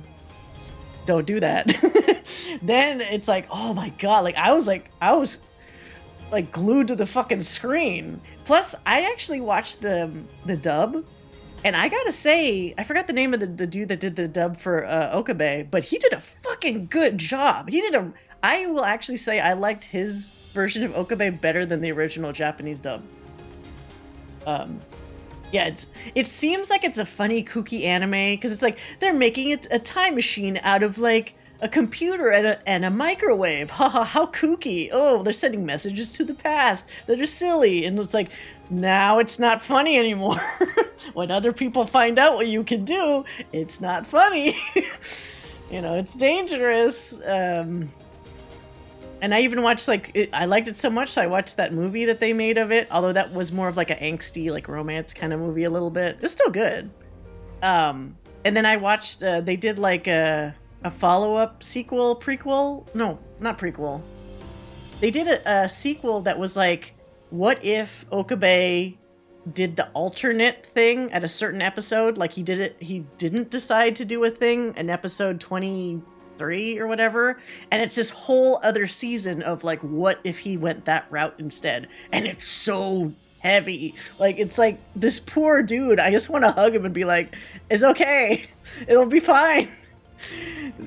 Like, he's so, the angst is like, you drown in it just like watching it. Anyway, I recommend that series. It's very good. It's got a kind of high barrier for entry because a lot of people don't stick with it for the first 10 episodes because it's extremely slow burn, but it pays off if you do. And there's not a lot of shows that like to risk that, you know, like a lot of them will in the first couple of episodes already throw down some major plot points just because they want to hook you. But then the problem is you got to follow that up with something. So it's like if you blow your load like early, that's sorry. The visual is bad. If you preemptively, like if you do it too soon, like what do you have to keep people, to tide people over to want to make them keep watching, you know? So the pacing is an important aspect. But yeah, there was some not the Castlevania, because there's a Castlevania trailer I saw which looked really good. Even though I don't know what the hell's happening in it. And there was, god damn it, there was some new anime that was coming out that I was gonna need to track down. I'll figure it out later. Speaking of like, well, it's not even really an anime. If anyone has a chance to watch My Adventures with Superman, it's actually really fucking cute. It looks like it was animated by the same folks that did like either Voltron or Legend of Korra or something like that. But Superman is fucking adorable. He's voiced by Jack Quaid, who, if you watch The Boys, then you know who he is. And they changed up Lois Lane, so she's like kind of quirkier and like she looks a little younger, and it looks like she's mixed. Like either she's Asian or she's like, I don't know what she is, whatever. But she's really interesting this time around because I usually don't like Lois Lane. She always seems like she's like some kind of obstacle for Superman to have to deal with, but I kind of like her in the show, so that's a major thing. Clark Kent's very like adorkable hot. Gonna binge it soon? Yeah, it's worth it. And they mentioned, like, if you're into Superman, it's not like these guys never read a Superman comic. They actually find ways of doing different versions of actual established Superman like stuff. So that's really cool. They just had an episode with Mr. Mitzelpick. I can never say his fucking name. The little alien guy that's always like a trickster. That was pretty good. It's a different take on him as well. And Jimmy is like not as annoying, which is great. This might be my favorite incarnation of Jimmy because he's actually kind of perceptive and shit. But it's like if you mixed the Adventures of Lois and Clark because of the romance aspect with like the beginnings of the Bruce Timm Superman. That might be a good kind of way to think of it, like a combo. Because they got the little romance vibe in there that they're not afraid to mess with, which I was surprised about. I was totally expecting them to say like, no romance between these two characters for at least like 20 episodes. It's like, no, they already had like you could tell there's like an attraction there right at the start, which is interesting. But yeah, I recommend that one. Very good. I hope they do more seasons of it. I don't know how many they've like acquired so far. Definitely one season, obviously, but I hope there'll be more. To be honest, I've never been into Superman, but I do want to watch that show. He's kind of hot. I don't know why, but they're designed for him. I kept catching myself thinking like, oh, it's kind of hot. I mean, to be fair, I found the Bruce Timm Superman kind of hot too. I also found it weird that like, if you remember the original Superman animated series, he was like weirdly tan in like the first couple of seasons, and then they chickened out of having him be tan. Like he just turned pale when they did the Justice League cartoon, and I don't know why. They claim that at the time they were still doing cell animation, like they hadn't gone digital yet, so it was like some kind of like, because the paint dries and makes it look darker. It's like his skin tone was like darker than intended. I was like, what? Just say you want him to be tan. That's fine. What the fuck? He could be tan. What is wrong with that? Ranking of Kings? Oh, yeah. With the little kid. What's his name? That's such a good show.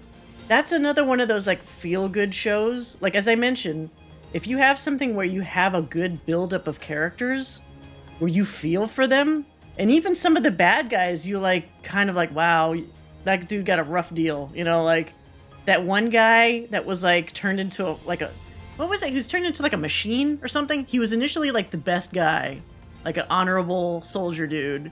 And then he got fucked up or corrupted or something. And then he became this like unstoppable killing machine. But then there's always that sense of like, is he still in there deep down somewhere? Yeah, the immortal guy. Like, is there saving? Can he be saved? Like, and then because of the main character guy, you kind of feel imbued with that same feeling of like, you don't want to kill everybody. Like maybe there's a way to help everybody. And his drive is so pure and so genuine. It's like, you only want the best things for this little guy. And his little shadow friend that always like cries a lot and stuff. It's like, what a fucking show. So good. They're doing another season, right? I hope they are. And the animation for some of those fights was really good. That's another one where it's like, it's kind of, you know, they play with the line work, so there's thick and thin lines, and it's a little sketchy sometimes, but like really you feel the energy of the action in the line work. Yeah, they better be, or I'm gonna write a letter. Yeah. There's so much, there is a lot of crap anime, but there is a lot of really good anime out there too, thank goodness, you know.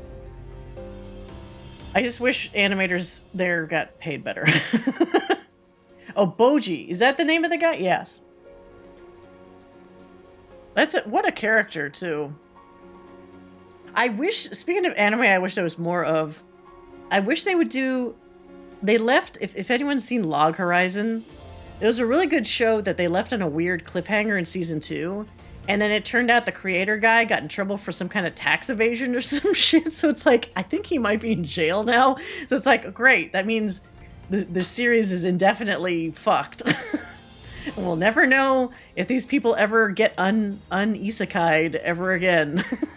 Go back to their home world or whatever the secret is with the video game world that they're stuck in. Was there a season 3? Hold on, let me check. I thought there was only a season 1 and 2. Log Horizon, season 3.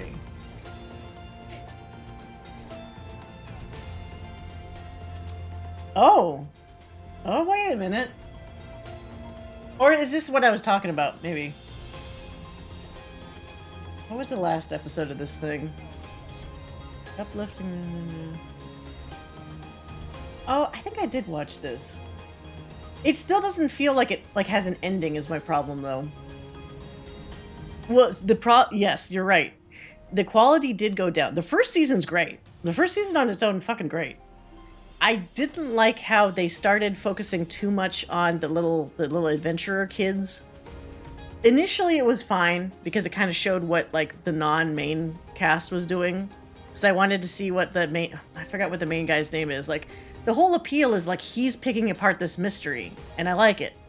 But they start involving the young crew of kids too often until they're actually sharing almost a similar worth of subplot. You know, like half of the episode is them and half is everybody else. It's like, that's too much.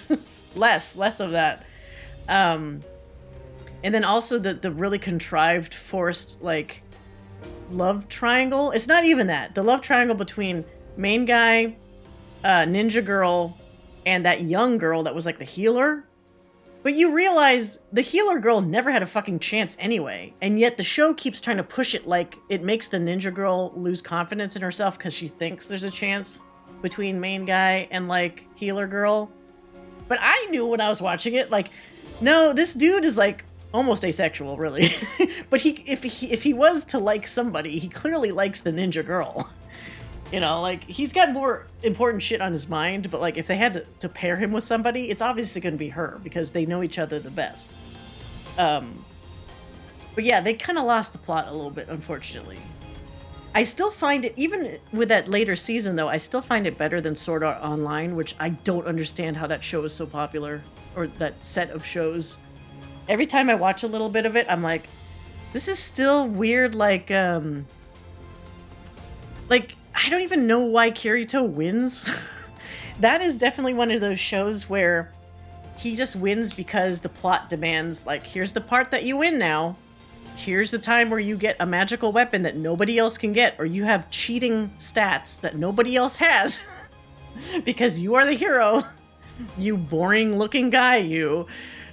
And now you're gonna be the hero that saves the day and saves these essentially harem of similar looking women that all seem to like you, even though I think you're technically married to one of them, but then you kind of don't act like it. Sword Art Online is a perfect example of the quality going down. Yeah, literally the first half of season 1 was the best one. Yeah, well, because it's the most interesting, right? Because you're provided the premise, you're seeing what people's lives are like in that world. So like a lot of that stuff, since it's new and fresh, it's going to naturally be more interesting. But once all that's established, what are you left with? All these kind of shitty characterizations of people, and all these bad guys that are weird, like creepy and like pseudo-rapey. You know, like there was that one season I saw where it's like the dude was really obsessed with the lead lady character, the one that was involved with Kirito. Like gets kidnapped and she becomes like the creepy like damsel in distress or whatever, even though she should be powerful. That's another one of those shows where it's like the female characters will never be as powerful as the male characters. They pretend that they are, and then the plot actually works against the female characters and usually finds some way to like undermine them, which is annoying as hell. The show got boring when they got out. Well, because then what's the conflict, right? What did they do in subsequent shows? They have to find some excuse to put them back in. Only you, Kirito, since you were so badass before, only you can help us in this, what was that last series? In this underwater, like, submarine base or something? We're gonna have you hooked up to this machine because there's an AI that's forming. Then, of course, what happens? The AI is gonna have a crush on Kirito eventually. It's like, because of course she will. Fucking, like, yeah, that's the one. Where you actually had a badass female character, but then she, as the show goes on, she becomes less badass because she becomes more dependent on him. Like, it's so strange. I think it's it's revealing somebody's subconscious about how they consider people, you know? Like, it's very telling sometimes. Oh my god. That fucking show. If you want a good isekai show, watch like Hack Sign or something. If young people even know what the hell that series is these days. Hack Sign was a trip. That's like one of the true original, like, this is an MMO game. I'm stuck in the MMO game. I don't want to be in the MMO game. I'm stuck in the game.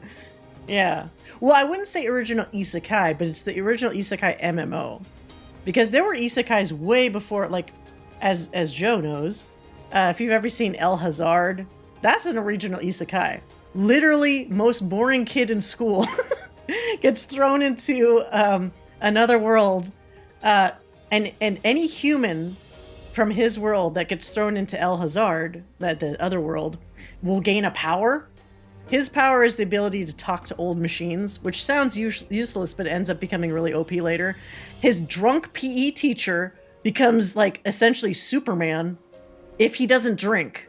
If he drinks, it weakens his powers, which is hilarious because he's fucking alcoholic, so he always wants to drink. And then, like, what is it? His sister can see through deceptions. Like, so if somebody's pretending to be a shapeshifter or something, she could see what they are. Portal Fantasy Isekai's been around. Yeah, it's been around for a long time. I mean, in terms of anime, at least, there's a couple that came before. Like, the stuff that became really popular was the MMO flavor of Isekai. But there were definitely Isekais, like, in the late 90s that really stood out to me. I actually liked El Hazard a lot. It feels like at the time, El Hazard was gonna... It was their attempt to be like a new kind of Tenchi Muyo. Because it was the same production company. And Tenchi did really well. You know, it's like average Japanese boy getting put into a situation where now he becomes super amazing and a hero. What Japanese viewer wouldn't like that? You know, so they did the same with El Hazard. Although I actually found that I liked Makoto better than Tenchi. Just like as a character. Shield Hero. Yeah, that's right. So that's an that's a MMO isekai as well, right? Digimon is isekai. You're right. Man, Digimon got dark as hell. Do you remember that season where... So, I think in Japanese he was called the Digimon Kaiser or something like that. But in the English one, it was Digimon Emperor. And they had that whole thing where he was like... The super evil kid was like killing Digimon and like trying to kill kids and all this stuff. But then you find out that he was like brainwashed. And his one Digimon, because, you know, each one of them is like paired to a Digimon, was always like with him because he always believed that he was a good kid.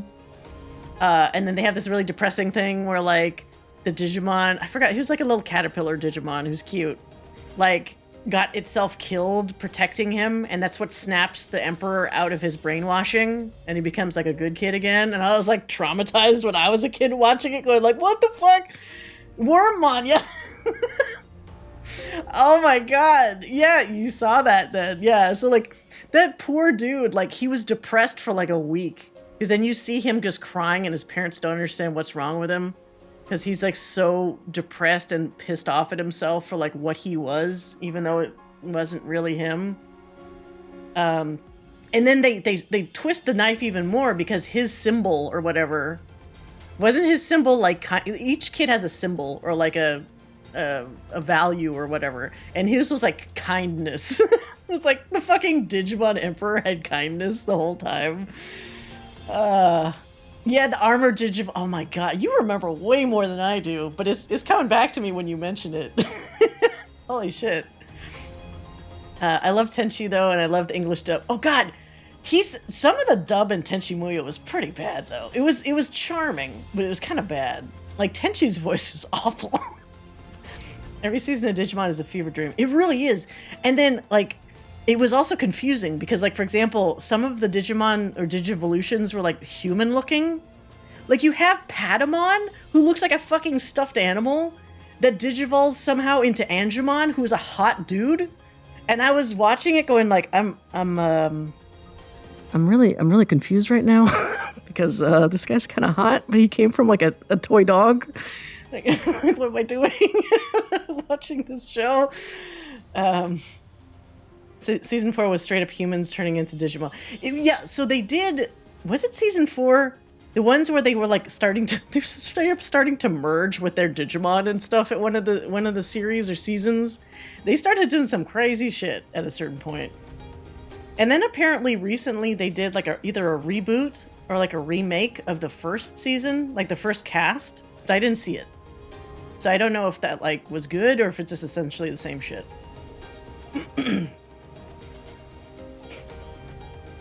Man, it's funny how out there some ideas really are for anime. Like, who was doing that stuff before? It's Alright? Oh, okay.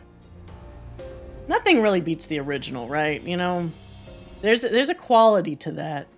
The movies pick up later. I remember the first Digimon movie was dubbed in English, and they took a lot of liberties with the script. They were putting in like bad jokes and like weird references to things, and I was like, even when I was younger, I was like, this doesn't feel accurate. I don't like this.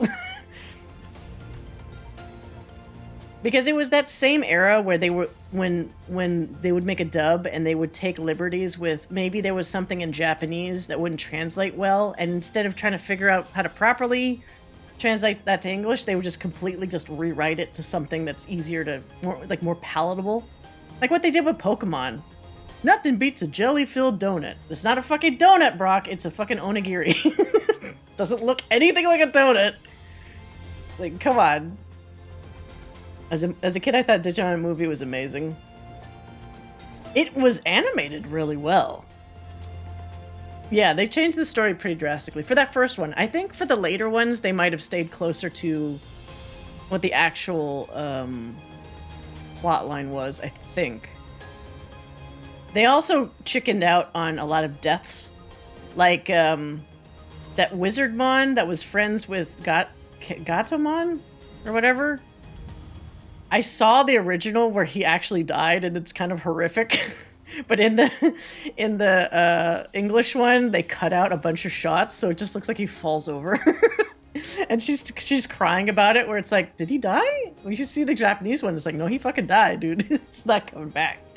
He's gonna turn into what do? They turn into eggs or some shit.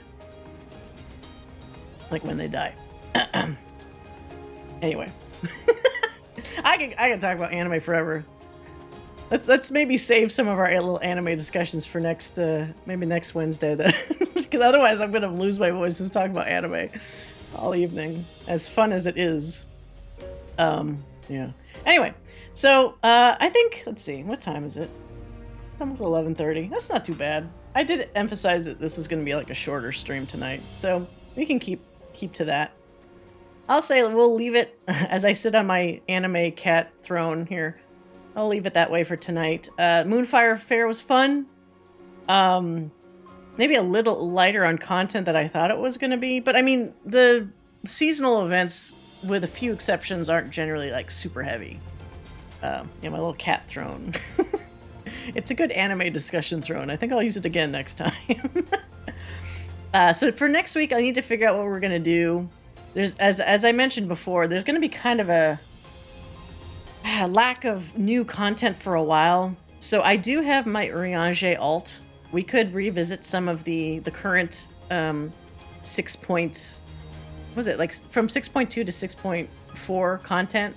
You know, revisit some of the storylines, make sure we're all up to speed by the time October rolls around for the next MSQ. Or we could chat, or we could do more Island Sanctuary stuff, because I do still want to add more designs and things to my island. But if anyone has any suggestions of things you'd like to see in 14, just let me know. Actually, this is actually a good segue. My socials. You can find me on YouTube. A lot of my Final Fantasy XIV edited content is on there, like reactions to things and various stuff. Oh, deep dungeons? I could try a deep dungeon run. That's not a bad idea. I'm also on Twitter, so if anyone wants to @ me on Twitter with any suggestions as well, that's always cool too. But yeah, that's not a bad idea, deep dungeon. I also didn't really do a ton of the deep dungeon, that Mordona one. You know, the one that they released recently? What the hell is this called? That's not going to be listed on here, is it? The one that's near the Crystal Tower. So I could also do a few of those to see if there's anything interesting that I didn't get the first time. Eureka Arthur. That's Eureka? Doesn't feel like a Eureka. See, now when people say Eureka, I always think of the other zones. They're like the big open zones. It's weird having that be called Eureka. But yeah, so we could do Eureka Arthos. We could do some of the older deep dungeon stuff. Because there's also stuff to talk about in their original, the older Deep Dungeons as well. It's not related? Yeah, so why did they call it that? It's confusing. Unnecessarily confusing. So I'll pick apart some stuff to do, so it should be fun.